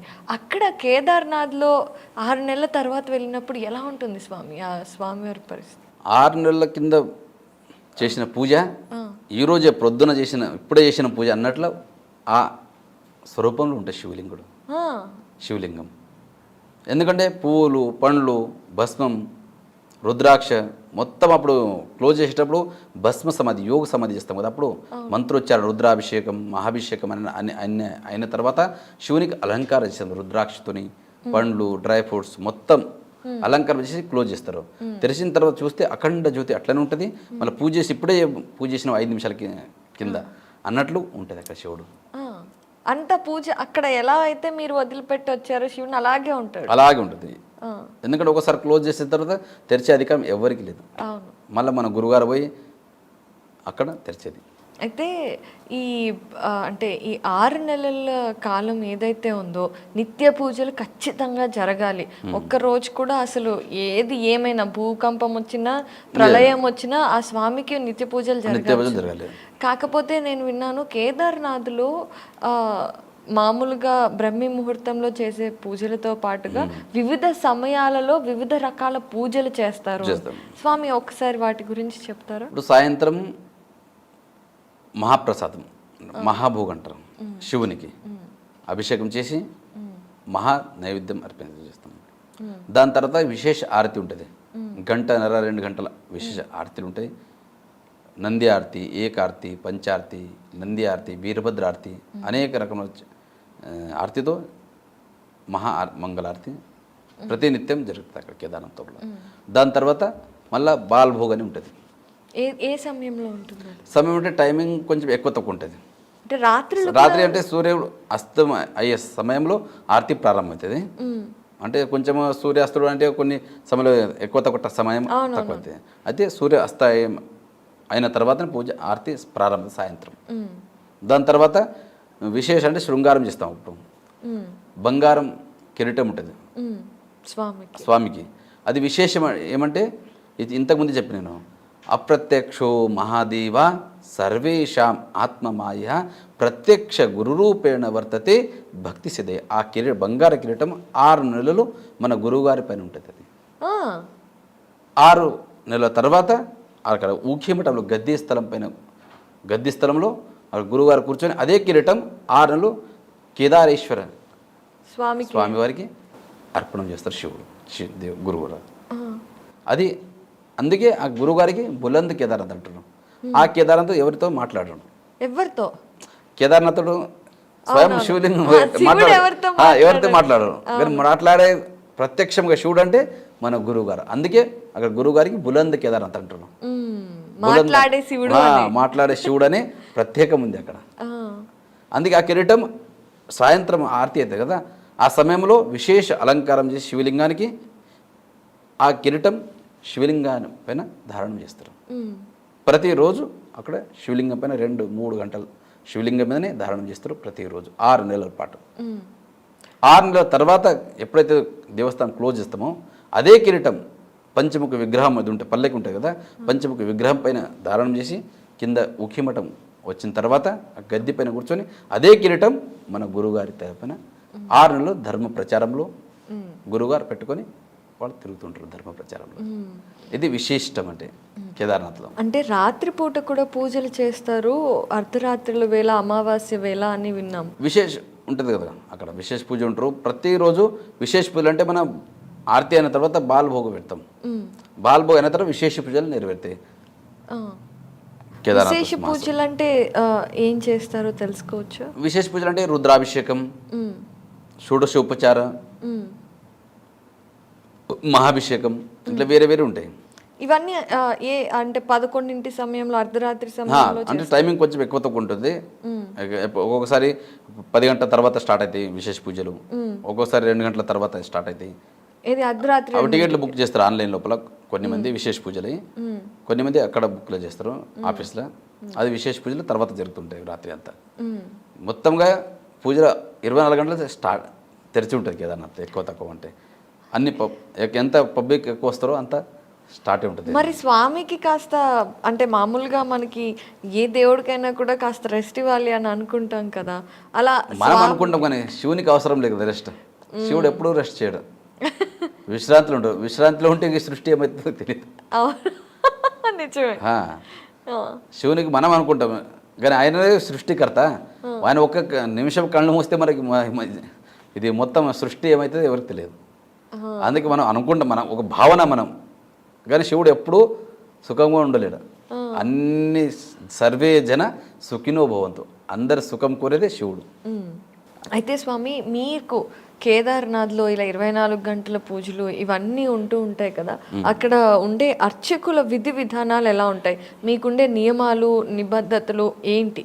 నిబంధనలు అంటే అక్కడ ప్రతిరోజు సమయం ఉంటుంది. రుద్రాభిషేకం, మహాభిషేకం అంటే నమక్ అని చమక్, పురుషోక్త, శ్రీ సూక్త, శివాష్టోత్తర శతనామౌళి, ఇట్లా వేద లోపల రుద్రాభిషేకం ఉంటుంది. విశేష పూజలు ఉంటుంది. ప్రతి నిత్యం పొద్దున్న నుంచి ధర్మ దర్శనం అంటే యాత్రికులకు, భక్తులకు అందరికీ సమానంగా దర్శనం ఉంటుంది. విశేషాలు అంటే సాయంత్రం నుంచే ప్రారంభమవుతుంది విశేష పూజలు, విశేష ఆరతిలు. విశేష ఆరతి సమయంలో 3 గంటలకు దేవస్థానం క్లోజ్ అవుతుంది. క్లోజ్ అయిన తర్వాత లోపలంతా క్లీన్ చేసుకుంటారు దేవస్థానం. దాని తర్వాత మన ప్రధాన అర్చకులు ఎవరే ఉంటారో అక్కడ దేవస్థానంలో పోతారు. పోయిన తర్వాత దేవునికి నైవేద్యం అర్పిస్తారు. నైవేద్యం అర్పించిన తర్వాత అభిషేకం రుద్రాభిషేకం చేసిన తర్వాత నైవేద్యం అర్పించిన తర్వాత శివలింగానికి శృంగారం చేస్తాం మొత్తం పూల మాలతో బంగారం కిరీటంతో మొత్తం అలంకారం చేసి మన రూమ్కి వచ్చేస్తాం మనం. ఎందుకంటే అక్కడ మనం భోజనమే ఒకటే టైం చేసేది, పొద్దున భోజనం చేయము. స్వామివారికి నైవేద్యం పెట్టందే మనం భోజనం చేసే పరంపర లేదు అక్కడ. శివునికి ఎప్పుడైతే భోజనం అర్పిస్తామో అక్కడ అప్పుడే మనం భోజనం స్వీకారం చేయాలి. ఇట్లా పరంపర ఉంది ముందు. అక్కడ భోజనం స్వీకరించేది ప్రసాదం ఒకటే టైం, సాయంత్రం ఇది. శివుని విశేష పూజలు, రుద్రాభిషేకం, మహాభిషేకం అయిన తర్వాత దేవునికి భోగం నైవేద్యం పెట్టి వచ్చిన తర్వాత మన రూమ్కి వచ్చిన తర్వాత మనం ప్రసాదం తీసుకొని మళ్ళీ తర్వాత ఆరతికి వస్తాం దేవస్థానంలో. విశేష ఆరతి అంటే సాయంత్రం 1:30-2 గంటల విశేష మంగళారతి అవుతుంది అర్ధరాత్రి. దాని తర్వాత స్పెషల్ దర్శనం అయితే స్టార్ట్ అవుతుంది. లోపల ఎవరికి గర్భగృహంలో ఎవరికి ఇడవరు అప్పుడు. మళ్ళీ అలంకారం తీసిన తర్వాతే మళ్ళీ మనం బాలభోగని మళ్ళీ దేవస్థానంలో వెళ్తాం. దాని తర్వాత బాలభోగ పెట్టిన తర్వాత అభిషేకం చేసిన తర్వాత బాలభోగం అయితే ఉంటుంది. అది అయిన తర్వాత మళ్ళీ విశేష పూజలు ఆరంభమవుతాయి. విశేష పూజలు మనం ఉండవు, వేరే వేద పండితులు ఉంటారు, వాళ్ళ విశేష పూజ ఆరంభిస్తారు అక్కడ. ముఖ్యమైన ఆరతులు, ఆ తర్వాత నైవేద్యాలు, అభిషేకాలు అర్ధరాత్రి పూట జరిగే వీటన్నిటికీ మాత్రం మీరు ఉంటారు. అయితే స్వామి అసలు ఆ పరమశివుడిని అంత దగ్గరగా 1 సంవత్సరం పాటు ఉండటం కానివ్వండి, ఆయనకు అర్చన చేయటం కానివ్వండి, అసలు శివుడితో ఉన్నట్టే కదా. మరి మీకు ఎలా అనిపిస్తుంది? అక్కడ 6 నెలలు గడపాలంటే 6 రోజులు గడిపినట్లు అనిపిస్తుంది మాకు. ఇదే ఒక ప్రమాణం మనకు. ఎందుకంటే 2022 లోపల నేను 2వ కేదార్ మధుమేశ్వర్లు ఉంటాను. 6 నెలల పాటు అక్కడ ఉంటాం. కానీ మనకి ఏమనిపించలేదు, ఇక్కడ ఇంత దూరంలో ఉన్నాం కదా, నెట్వర్క్ లేదు, అక్కడ ఏం లేదు, అక్కడ ఏమనిపించదు శివుని దగ్గర. అక్కడ ఆ భావనని రాదు. నేను ఒక్కనే ఉన్నా కదా ఇక్కడ అని. అక్కడ ఒక్కళ్ళే ఉన్నారు. ఒక్కనంటే మిగతా వాళ్ళు ఉంటారు కానీ చాలా తక్కువ. కేదార్నాథ్ ఉన్నట్ల పబ్లిక్ అక్కడ ఎక్కువ ఉండదు మధుమేశ్వర్ లోపల. అయితే ఆ భావనలు రాదు. ఆ పూజ విధి విధానంలో మగ్నం అయిపోతాం అక్కడ. మగ్నమైన తర్వాత ఈ పగలైన తర్వాత రాత్రి అయిన తర్వాత పగలు ఎట్లా వస్తుందో తొందరగా వచ్చేస్తా అప్పుడే. ఆ సమయం తెలియదు అక్కడ. అట్లుంటుంది.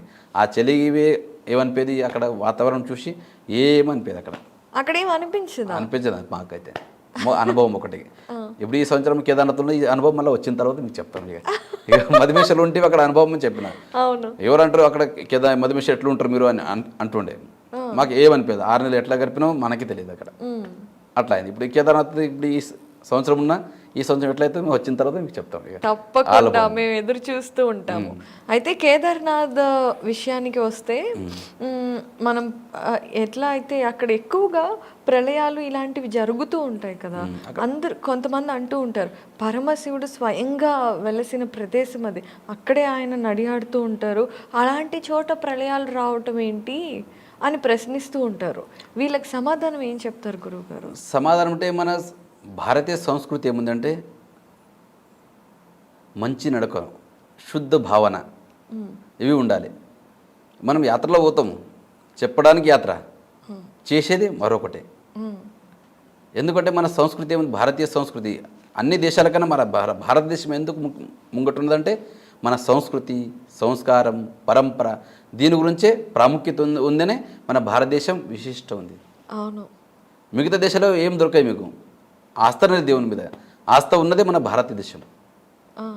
అది ఉంచుకుంటే మనకు ఇదన్నీ ఏం కష్టాలు ఏవి రావు. మనకి ఆరాం మంచిగా కష్టాలు వద్దు, సుఖంగా ఉంచాలంటే మీకు దేవునికి ఎవరు జ్ఞాపకం చేయరు. ఇంత పెద్ద శరీరం మనకు శివుడు ఇచ్చిండు, కళ్ళు ఇచ్చిండు, చెవులు ఇచ్చిండు, నోరు ఇచ్చిండు, చెయ్యిలు ఇచ్చిండు. మనం చేసే ఎందుకు ఇచ్చిండు? మంచి పని చేయాలి, మంచి సంస్కారం, పూజ, జపం, తపం చేయాలంటే ఈ నోరు ఇచ్చిండు. కానీ ఇవి చేయం మేము, ఏదేదో మాట్లాడతాం కానీ శివుని నామస్మరణ చాలా తక్కువ చేస్తాం. కేదార్ అంటేనే కే అంటేనే స్వర్గం, దార్ అంటేనే దర్వాజా. స్వర్గం యొక్క దర్వాజా అంటేనే కేదార్నాథ్. ఎందుకంటే సాక్షాత్ స్వర్గారోహణకి పంచపాండవులు పోయిందే అక్కడ హిమాలయం నుంచి. శివుడు దర్శనమిచ్చిందే అక్కడ. సృష్టి అంటే శివుడు, శివుడు అంటే సృష్టి, సృష్టి వేరే లేదు ఇక. అందుకే మన భావనలో శుద్ధతో మనం పని చేస్తే ఇలాంటి పనులు ఏవి కావు. ఇక్కడ వచ్చేసి ఏమేమో చేసుకుంటే అనాహుతులు చేసుకుంటే ఈ ప్రళయం వచ్చేది తప్పదు. ఇది శివుని కంటే అందరికీ ఎందుకు శివుడు అంటే భోలాభి హే బాలాభి హే. శివుడు మంచోళ్ళకు మంచిగా ఉన్నాడు. ఆ సమయం వస్తే ప్రళయం చేసి చూస్తాడు. లయకారకుడు మరి చేసేదాకా మళ్ళీ శివుడు జ్ఞాపకం రాడు. మరి కొంచెం లయ చేసిన తర్వాత ఏమో తప్పు చేసినామని ఒక భావన వస్తుంది. చేసిన వాళ్ళకి వస్తుంది కానీ చేయని వాళ్ళకి వస్తుంది. కరెక్టే. మరి భారతదేశం మనకు సృష్టి ఏదో ఒకటి కారణంగానే మనం ఉంటాం. అదేది సాధు సంతులు చేసిన పుణ్యమే, వాళ్ళ తపస్సు చేసిన పుణ్యమే మనకు పనికిస్తుంది. ప్రళయం వచ్చినప్పుడు కొంచెం రక్షణ చేస్తుంది కదా, వాళ్ళు చేసిన త్యాగమే. త్యాగాన్ పశు పాషాణ పూజతి. త్యాగంలో పశు మరియు రౌతు పూజనీయ అంటారు. అవి త్యాగం చేస్తాయి కదా. పశువు ఆవు త్యాగం చేస్తుంది, అప్పుడు పాలు మేము తాగుతాం. అదే తాగుతుంటే మనం ఎట్లా తీసుకుంటాం? కరెక్ట్. ఎట్లా చెప్తారు. అందుకే శుద్ధ భావన కావాలి. నిశ్చితాత్మ సుఖోదయం. మనం శరీరం, మన చిత్తం, మన మనసు ఏకాగ్రత చేయాలి. చేసుకొని సప్తకోటేషు మంత్రేషు మంత్ర పంచాక్షర మహాన్. 7 కోటి మంత్రాల్లో పంచాక్షర మంత్రి శ్రేష్టమంది. నమశివాయ నమశివాయ. ఈ మంత్రాలు జపించుకొని ప్రతినిత్యం శుచిర్భూతమై మనం శివుని నామస్మరణ చేస్తే ఈ ప్రళయం రాదు, ఏ బాధలు రావు. నేను చెప్తాను. చాలా బాగా చెప్పారు గురు. అండ్ శివుడు కళ్యాణకారుడు. శివుడు అంటే కళ్యాణకారకుడు. అకళ్యాణం ఎక్కడ చేయడు, అందరికీ కళ్యాణమే భావిస్తాడు. ఇక మనం చేసే పనిలో మనకు వస్తుంది. అయితే గురుగారు, కేదార్నాథ్లో మాకు అంటే చాలామందికి ఒకటి కేదార్నాథ్ టెంపుల్ మాత్రమే తెలుసు. ఇంకేవో చుట్టుపక్కల చాలా ఉండి ఉంటాయి. ఎప్పుడైనా ఒక చోట ఒక స్వామి ఉన్నారు అంటే చుట్టుపక్కల కూడా చాలా విశిష్టలతో కూడిన ఎన్నో గొప్ప గొప్ప ప్రదేశాలు ఉంటాయి. కేదార్నాథ్లో అలా ఇప్పటి వరకు గోప్యంగా ఉన్న ప్రదేశాలు ఏంటి? ప్రదేశాలు అంటే మొత్తం ఉత్తరాఖండ్ అంటేనే దేవభూమి. ఎక్కడ పోతే అక్కడ దేవతలు నిలిచిన భూమి అది. అందుకే ఉత్తరాఖండ్కు దేవభూమి అంటారు. ఏ భూమికి ఇప్పుడు భారతదేశం అంటుండొచ్చు, కానీ ఆ ఉత్తరాఖండ్ భూమికి ఏమంటారు? దేవభూమి అంటారు. దేవతలు మొత్తం నిలిచింది అక్కడ హిమాలయ లోపలే. శివుని పెండ్లి అయింది అక్కడనే, పార్వతి అనుష్ఠానం చేసింది అక్కడే, నిశుంభల మర్దన చేసింది కాళీ రూపం తీసుకొని. ఆ కాళీమఠం బి అక్కడ హిమాలయ లోపలనే. కార్తీక స్వామి తపస్సు చేసింది హిమాలయం. మొత్తం దేవతల వాసన నివసించింది హిమాలయ రూపం. అందుకే ఆ భూమికి దేవభూమి అంటారు. అందుకే హరిద్వార్కి కూడా హరద్వార్ అంటే శివుని ద్వారం. హరిద్వారం బయలుదేరితే మొత్తం శివుని ద్వారం. అక్కడ మొత్తం ఎక్కడ చూస్తే దేవస్థానాలు, ఎక్కడ చూస్తే దేవతలే. అందుకే దేవభూమి అంటారు. ఒకసారి కేదార్నాథ్ వెళ్ళేస్తే మనది పునర్జన్మ అని చెప్తారు. ఎందుకంటే ప్రతి ఒక్క మనిషి తప్పులు చేస్తారు. తెలిసి తెలియని తప్పులన్నీ ఈ పవిత్ర క్షేత్రం, పుణ్యక్షేత్రం, శైవ పరంపరలో కేదార్నాథ్ యాత్ర అంటేనే విశిష్టత ఉంది. అక్కడ వచ్చి ఒకసారి కేదార్నాథ్ ఆలయాన్ని దర్శించుకుంటే, శిఖరం దర్శనం చేసుకుంటే పునర్జన్మ ఉండదని చెప్తారు. అయితే ఇప్పుడు మీరు అన్నట్టుగా స్వర్గానికి ద్వారమై ఉండొచ్చు, పునర్జన్మ లాంటిది ఒక్కసారి ఆ పరమశివుడి చూపు మన మీద పడితే నిజంగా మీరు అన్నట్టుగా పునర్జన్మే. అయితే అక్కడ మీరు ఇందాకే చెప్పారు అమ్మవారు కాళీమాత రూపంలో అక్కడే ఉన్నారు అనేసి. అది ఎక్కడ ఆ విషయం చెప్తారా? అక్కడ హిమాలయ లోపలనే మన ఊఖీమఠం, గుప్తకాశి మధ్యలో కాళీమఠం ఉంది. సాక్షాత్ కాళీ అంటే మహాపార్వతిని, లక్ష్మి అంటే పార్వతిని, సరస్వతి అంటే పార్వతిని. ఎందుకంటే రూపాలు అనేకులు ఉన్నాయి. వేరే వేరే రూపంలో నిశుంభ మర్దన అంటే సంహారం చేసింది అక్కడనే కాళీమఠం లోపల. నాలుక పెద్ద చేసి ప్రతి ఒక్క రక్తంది ఊరం నాలుకతో సాఫ్ చేసుకుంటా ఆ నిశుంభ మర్దనం చేసింది అక్కడ కాళీమఠంలో ఉంది. అక్కడ ప్రతి సంవత్సరం ప్రతిరోజు అక్కడ పూజ జరగదు. శ్రీయంత్రం ఉంటుంది అక్కడ పైన. ప్రతిరోజు శ్రీయంత్రాన్ని పూజ అవుతుంది. కానీ మూర్తి పూజ నవరాత్రి లోపలనే కాలరాత్రి రోజే విశేష పూజలు నెరవేరుతాయి అక్కడ. ఇంకా మిగతా రోజు యంత్రం ఉంది పైన, యంత్రానికి పూజ చేస్తారు. అది కాలరాత్రి రోజే, ఆ రోజు రాత్రినే విశేష మూర్తి పూజ అవుతుంది అక్కడ దేవిది. అది విశిష్టం అక్కడ. ఓకే. ఏ బాధలు ఏ సంకటాలు వస్తేవి అక్కడ వచ్చి ఒక్కొక్కసారి దర్శించుకుంటేవి అన్ని విఘ్నం దూరం అవుతాయి అని చెప్తారు అక్కడ కాళీమఠంలో కూడా. ఆ కాళీమాతని దర్శించుకుంటే దర్శించుకుంటే చాలామంది అక్కడ మన గ్రామ దేవతలాగానే ప్రతి ఒక్కరు పోయి అక్కడ ప్రత్యక్షంగా పూజలు నెరవేరుస్తారు అక్కడ. నవరాత్రి సమయంలో అయితే పెద్ద ఎత్తున వస్తారు. మరి మిగతా సమయంలో అందరు పోయి దర్శించుకుంటారు. ఏ వాహనం తీసుకొస్తే పెండ్లి అయితే ప్రతి ఒక్కరు అక్కడ కాళీమాతను దర్శించుకొని ముంగడి కార్యక్రమం చేస్తారు అక్కడ.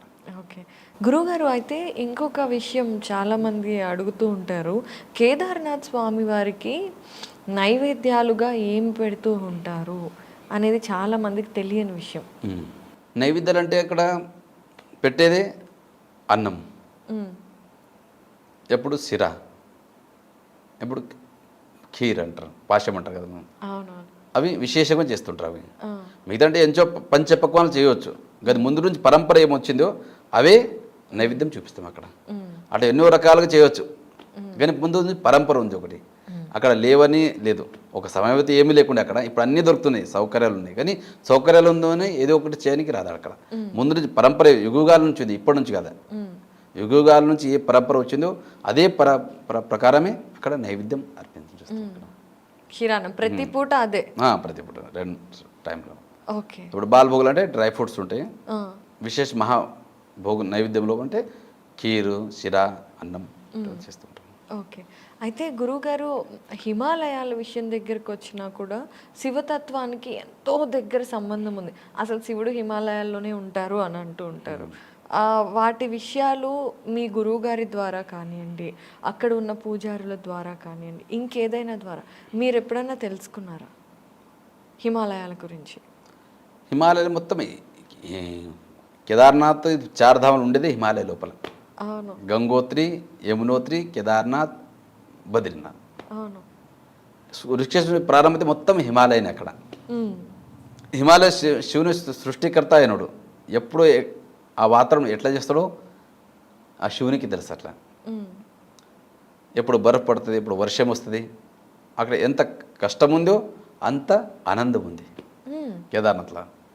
ఇప్పుడు ఇక్కడ కూర్చొని కేదార్ ఎట్లా పోలే, ఎంత బర్ఫ్ ఉంటుంది, వర్షం ఉంటుంది, ఇక్కడ మనం అనుకుంటాం, కానీ అక్కడ పోయిన తర్వాత ఆ ఆనందం వేరే, ఆ భావనలు వస్తాయి అక్కడ.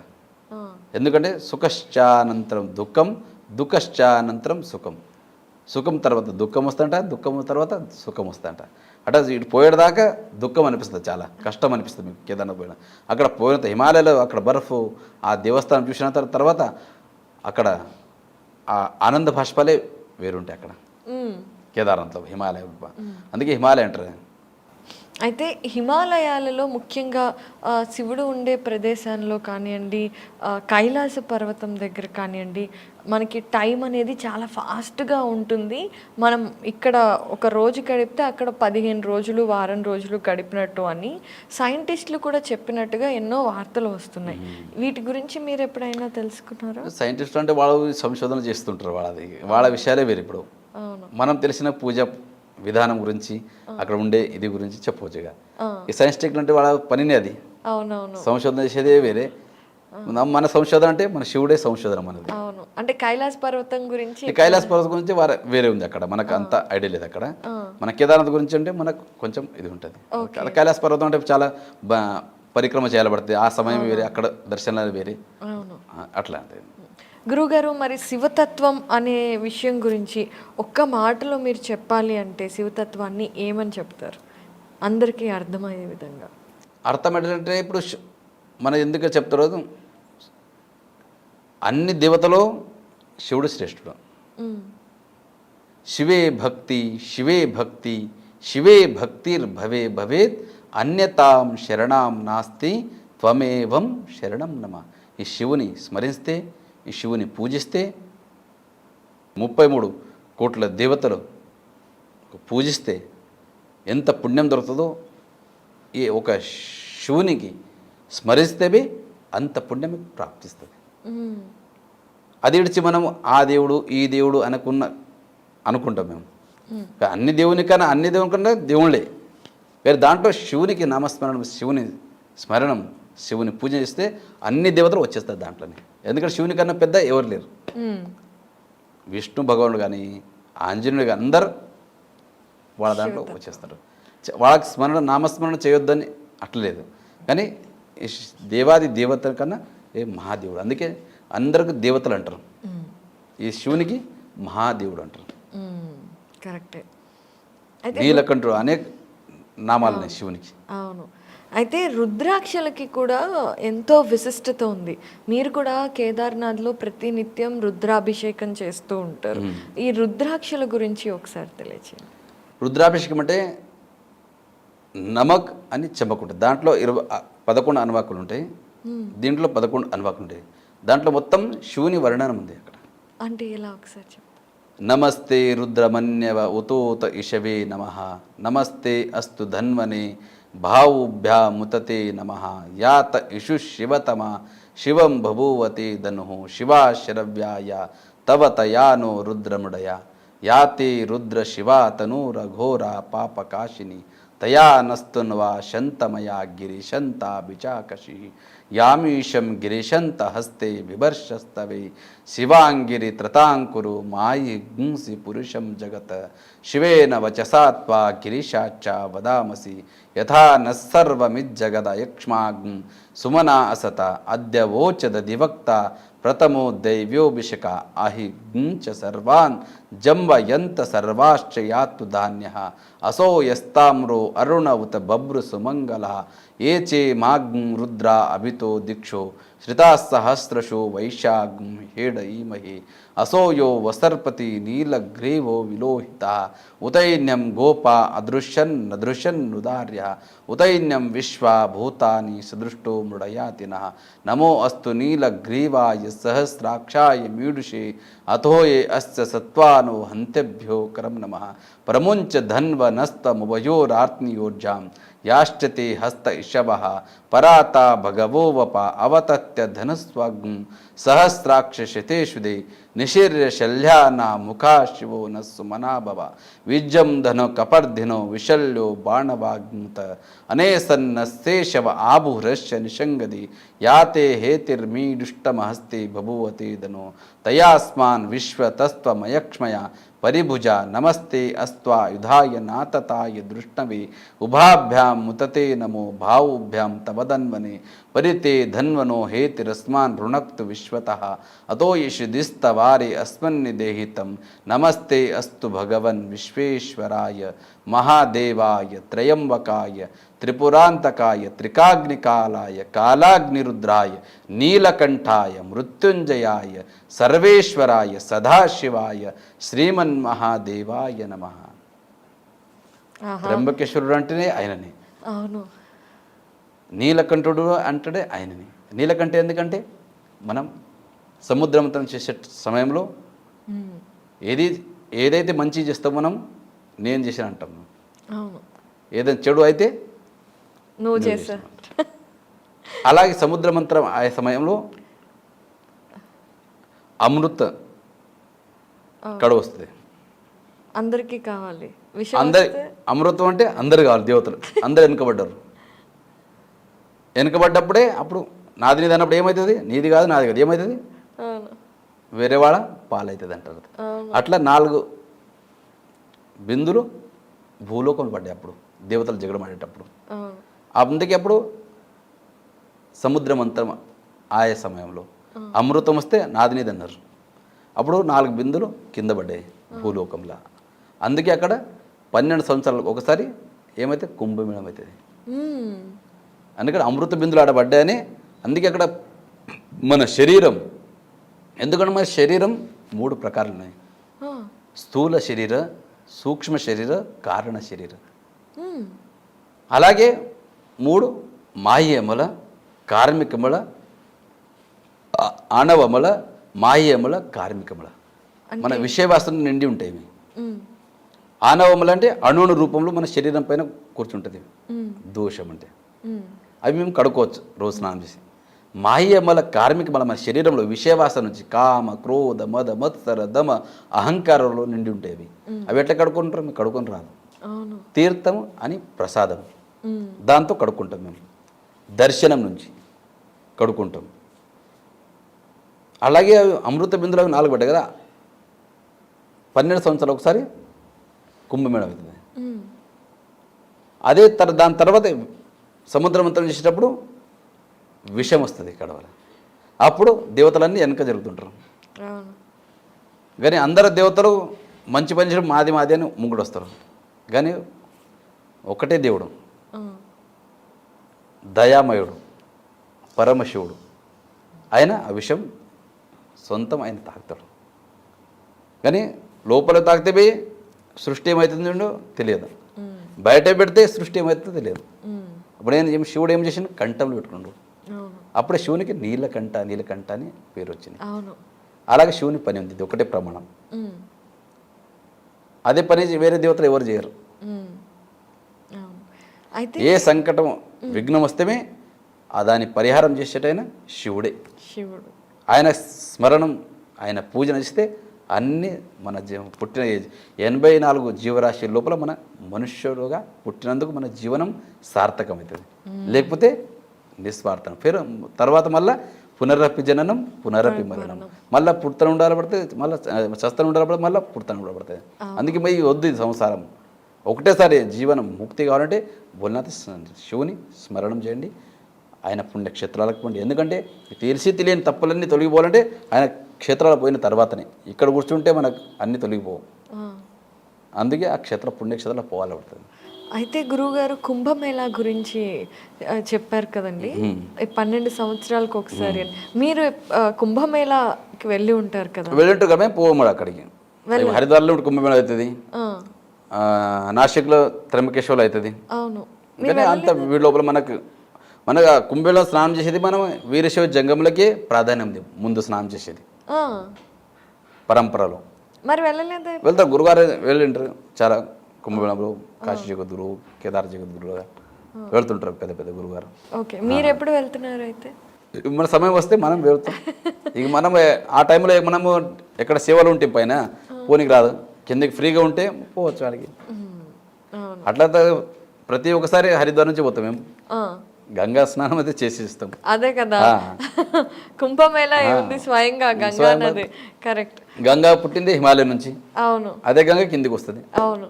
ఇక మనం శివుని ఎప్పుడు ఉంటే శివుడు మన దగ్గర ఉన్నాడు. శివుని సేవలు ఉన్నప్పుడు గంగా ఆటోమేటిక్ వచ్చేస్తాం మన దగ్గర. అవునవునవును. గురువుగారు, శివుడు అంటే ఎవరైనా అంటే మనుషుల్ని మాత్రమే ఉద్ధరించేవాడు కాదు, భూత ప్రేతాత్మలను ప్రతి ఒక్క జీవరాశికి మేలు కోరేవాడే శివుడు. మీరు ఇందాక చెప్పారు కదండి, అంటే మనకి 3 కర్మ శరీరం, అలాగే స్థూల సూక్ష్మ కారణ. కరెక్ట్. 3 శరీరాలు ఉన్నాయి. అన్ని శరీరాలని ఉద్ధరించగలిగిన వాడు శివుడే. ఆ తత్వాల గురించి ఒకసారి. శివునికి అంటారు పంచముఖ పరమేశ్వరుడు అంటారు. ఎందుకు 5 ముఖాలు. సద్యో జాత, వామదేవ, అఘోర, ఈశాన్య. ఎందుకంటే శివునికి పంచతత్వాలున్నాయి, పంచగోత్రాలు ఉన్నాయి. వీర, నంది, భృంగి, వృషభ, స్కంద, ఇలా 5 గోత్రాలు ఉన్నాయి. 5 పీఠాలు ఉన్నాయి, అంటే ధర్మపీఠాలు. రంభాపురి, ఉజ్జయిని, కేదార, శ్రీశైల, కాశీ, ఇలా 5 పీఠాలు ఉన్నాయి. 5 పీఠంలో ఈ ప్రాముఖ్యతంగా వాళ్ళ శాఖామఠాలు వేరే ఉంటాయి. ఇట్లా పరంపర ఉంది వీరశైవ పరంపరలో. 5 పీఠంలోనే 3వ పీఠం అంటే హిమవత్ కేదార వైరాగ్య పీఠం. అక్కడ పీఠాధిపతులు అంటే మన కేదార్నాథ్ జగద్గురువులు. అక్కడ ఉత్తర భారత్లో రావల్జీ అంటారు. రావల్జీ అంటే రాజగురు, జగద్గురు అంటే ధర్మగురు. ఇలా పరంపర ఉంది. అయితే 6 నెలల పాటు అక్కడ పూజలు చేసి శివుడి సన్నిధిలో ఉన్న తర్వాత మిగతా 6 నెలలు ఆ 5 పుణ్యస్థలాలలో పూజలు చేసే పూజారులందరూ ఏం చేస్తుంటారు? అంటే 5 పూజారులు ఉంటాం కదా మేము. ప్రతి సంవత్సరానికి శివరాత్రిలో మన సేవలు చేంజ్ అవుతుంటాయి. కేదార్నాథ్లో ఉన్న వాళ్ళు అతిరిక్తులు ఉంటారు. అతిరిక్తి అంటే ఎక్స్ట్రా లోపల. కేదార్నాథ్ డ్యూటీ ఎవరు సేవ చేసి వస్తారు కదా, వాళ్ళు 6 నెలల తర్వాత అయిన తర్వాత అతిరిక్త సేవలు ఉంటారు. అంటే ఊక్యమఠంలోనే. ముఖ్యమఠం అంటే కింద ఊక్యమఠం అంటే పంచకేదార్ గద్దె స్థలం. అంటే 6 నెలలు క్లోజ్ అయిన తర్వాత పూజలు ఎక్కడ నెరవేరుతాయో ఊక్యమఠం ఓంకారేశ్వర టెంపుల్ లోపల అక్కడే ఉంటాం అందరం. గుప్త కాశీ పూజ చేసేటోళ్ళు 12 నెలలు అక్కడే ఉంటారు వాళ్ళు. ఊక్యమఠం ఓంకారేశ్వర టెంపుల్లో దేవస్థానంలో పూజ చేసేటోళ్ళు 12 నెలలు ఆడనే ఉంటారు. కానీ క్లోజ్ అయ్యేదే కేదార్నాథ్ మధుమేశ్వర్లు. అక్కడ 6 నెలలు క్లోజ్ అయిన తర్వాత అక్కడ చేసిన శివ పూజారులు ఇక్కడ ఊక్యమఠం లోపలనే ఉంటారు వాళ్ళపై. 6 నెలలు సతతంగా పూజ, రుద్రాభిషేకం, మహాభిషేకం, నిత్య నియమాలు ఏమున్నాయో ఇక్కడ ప్రత్యక్షంగా ఇక్కడ నెరవేరుతాయి. ఇక్కడ ఊఖీమఠంలో దేవస్థానంలో. ఊఖీమఠం అంటే ఓంకారేశ్వరుడు అక్కడ. అక్కడ ఉజ్జయిని రాజా మహందాతుడు జీవనంలో 60 సంవత్సరాల తర్వాత చవితి అవస్థ అంటారు. అంటే 60 సంవత్సరాల తర్వాత మొత్తం వైరాగ్యం వచ్చేస్తుంది. ఈ సంసారంలో ఇల్లు, రాజ వైభవం ఏం లేదు. అప్పుడు ఆయనకు వైరాగ్యం వచ్చేది. దీంట్లో ఏం లేదు, నిశ్చిత మనం ఎక్కడానికి పోయి హిమాలయంలో తపశ్చర్య చేయాలని అక్కడ హిమాలయంలో చూస్తాడు రాజా మహందాతుడు. ఊఖీమఠంలో వైరాగ్యపీఠంలో వచ్చేసి అక్కడ ఒక్క కాలి మీద ఆగి తపశ్చర్య చేస్తాడు రాజా మహందాతుడు. రాజా మహందాతుడు ఉజ్జయిని ఉంటాడు. అక్కడ వచ్చేసి ఒకటే కాలు మీద ఆగి 12 సంవత్సరాలు తపశ్చర్య చేస్తాడు రాజా మహందాతుడు.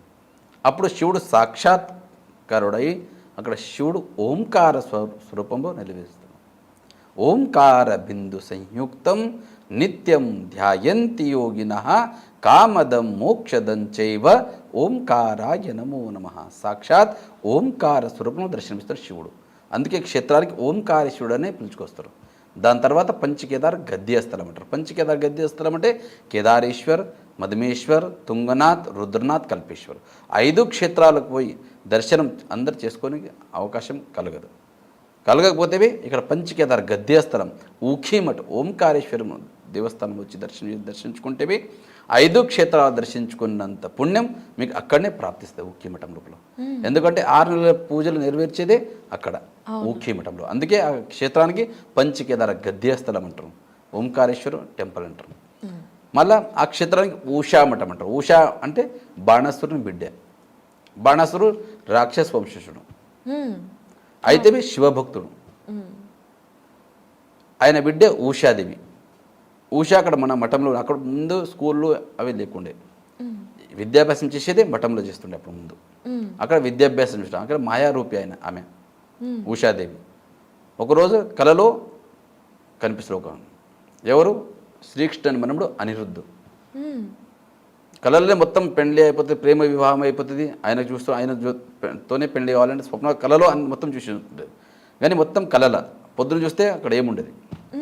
కానీ అక్కడ ఆయనకు ఎక్కడున్న కనిపెట్టేది చాలా కష్టం కదా. ఆమె ఫ్రెండ్ చిత్రలేఖ ఉంటుంది, సఖి. ఆమెకు చెప్తుంది ఎట్లా చూసిన కళలో ఎట్లా ఉండే అని. ఆమె ఎట్లా చెప్తుంటుంది ఉషాదేవి, అట్లనే ఆమె చిత్రీకరణ ఇస్తుంది. అప్పుడు ఆమె మాయారూపి. అప్పుడు ఆయన శ్రీకృష్ణ మనుముడు ఉంటాడు, కానీ ఆయన వాళ్ళ దేవత వంశులు. శ్రీకృష్ణుడు మనుముడు, ఈవుడు రాక్షస వంశులు. కానీ ఆ సమయంలో అసంభవం ఉండే, అసంభవానికి సంభవం చెప్పించారు. అక్కడ వివాహం చెప్పించారు. అక్కడ మాయారూపం నుంచే అక్కడ పలంగా తీసుకొచ్చి మన మఠంలో తీస్తారు అనిరుద్ధుని. అప్పుడు ఆయనవే లేచి చూస్తే, ఆమె ఉషాదేవి చూస్తే ఆమెతోనే వివాహం కావాలి, ఆయనవే ఇచ్చి అవుతుంది, ఈమెది ఇచ్చి ఉంటుంది. అప్పుడు ఆ సమయంలో అక్కడ పీఠాధిపతులు ఆనందలింగ, జ్ఞానలింగ, జగద్దులు ఉంటారు అక్కడ. అప్పుడు వాడు పెళ్లి నెరవేరుస్తారు అక్కడ. అప్పుడు ఇంత పెద్ద పని చేశారంటే గురుదక్షిణ రూపం గురుదక్షిణను ఏం సేవ చేయాలంటే ఆ మఠానికి జీర్ణోద్ధారం చేసేస్తుంది ఉషాదేవి.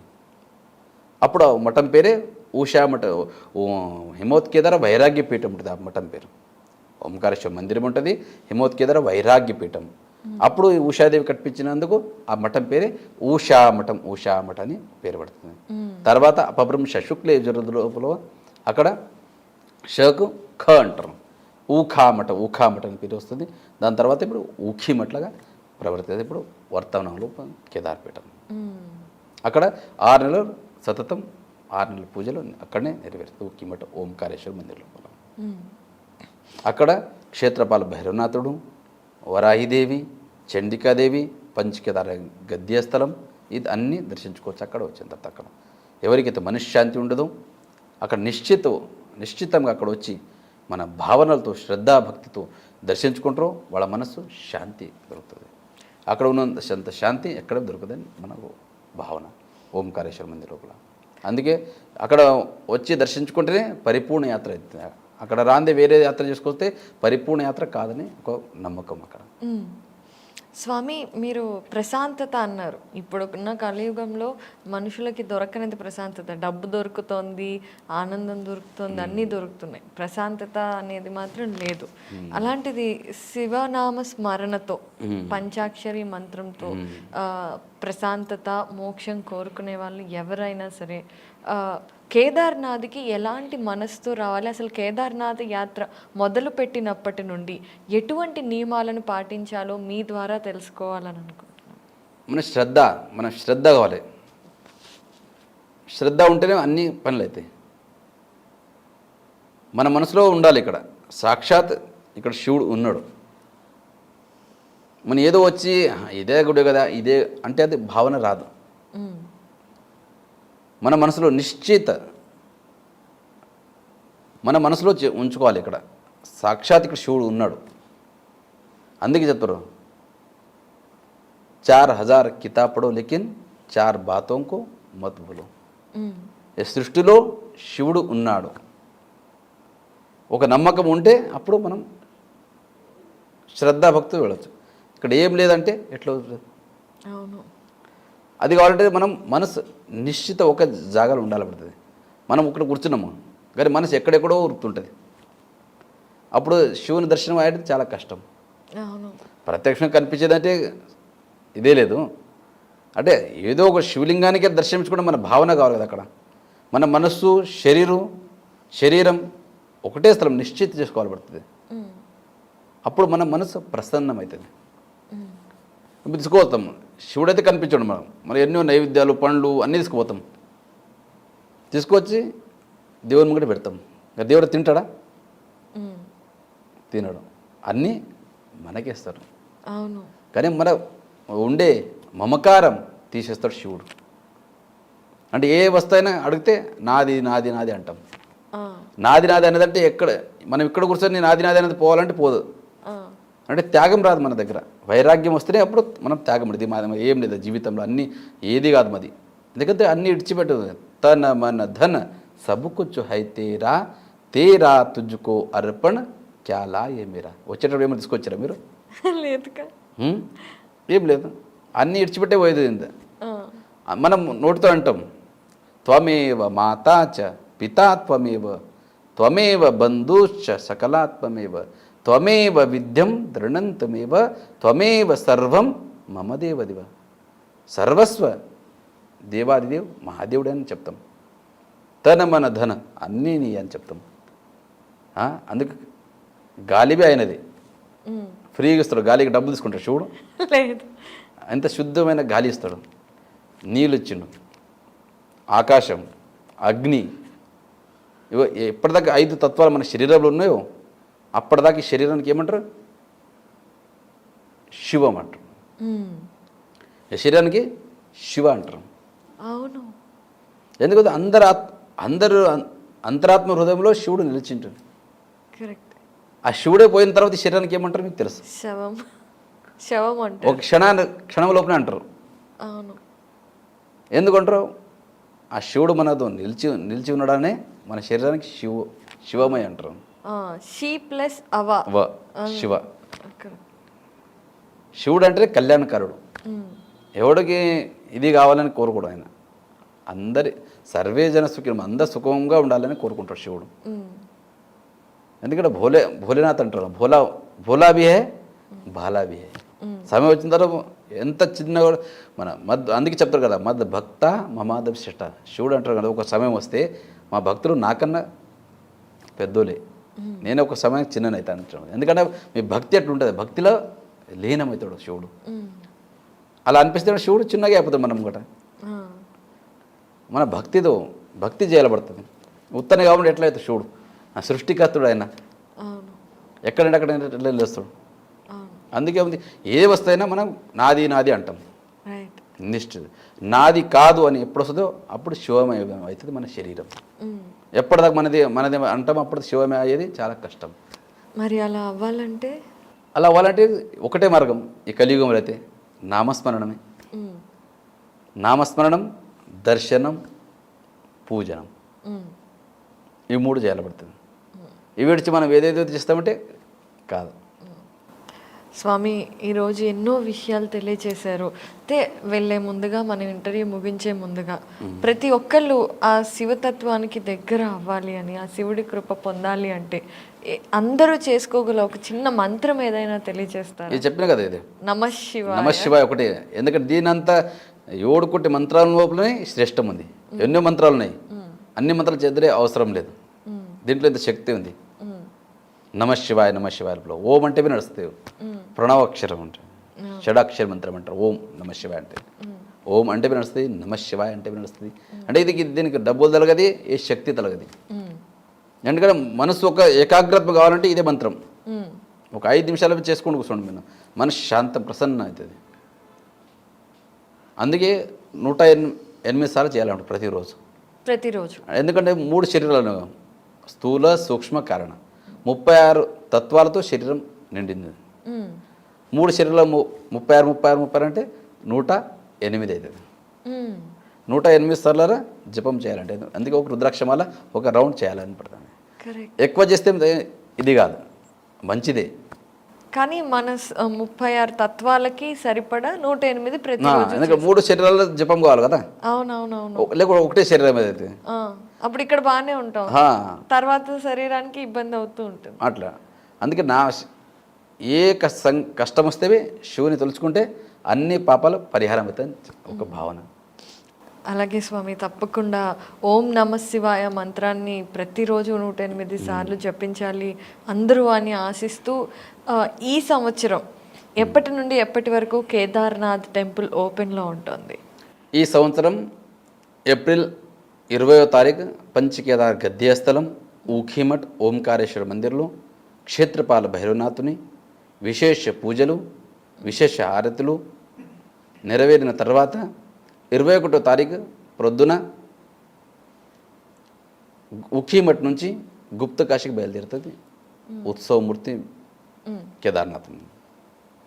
22వ తారీఖు గుప్తకాశీ నుంచి ఫాటా, 23వ తారీఖు ఫాటా నుంచి గౌరీకుండ్, 24వ తారీఖు గౌరీకుండ్ నుంచి కేదార్నాథ్. 25వ తారీఖు ఏప్రిల్ 6:20 శుభముహూర్తమున కేదార్నాథ్ ఆలయం తెరవబడుతుంది. అందరూ వచ్చి శ్రద్ధాభక్తితోని మన భారతీయ సంస్కృతి నుంచి, సంస్కారం నుంచి వచ్చి కేదార్నాథ్ దర్శించుకొని పునీతులు అవ్వాలని కేదార్నాథ్ ఒక ప్రార్థన చేస్తా. కేదార్నాథ్ వచ్చి అక్కడ ఆనందం, అందరికీ కే అంటే స్వర్గం, దార్ అంటే దర్వాజా, స్వర్గం యొక్క ఆనందం ఎక్కడ దొరుకుతుందంటే సాక్షాత్ కేదార్నాథ్లో దొరుకుతుంది. ఆ ఆనందం తీసుకొని పునీతులు అవ్వాలని ప్రార్థిస్తే కేదార్నాథ్ చరణంలో. స్వామి, మేము అడగగానే ఇలా మా ఐ డ్రీమ్కి వచ్చి ఎన్నో విషయాలు కేదార్నాథ్ గురించి తెలియచేశారు, అలాగే మీ జీవిత ప్రయాణం గురించి తెలియచేశారు. మీకు ధన్యవాదాలండి. ఓం నమః శివాయ.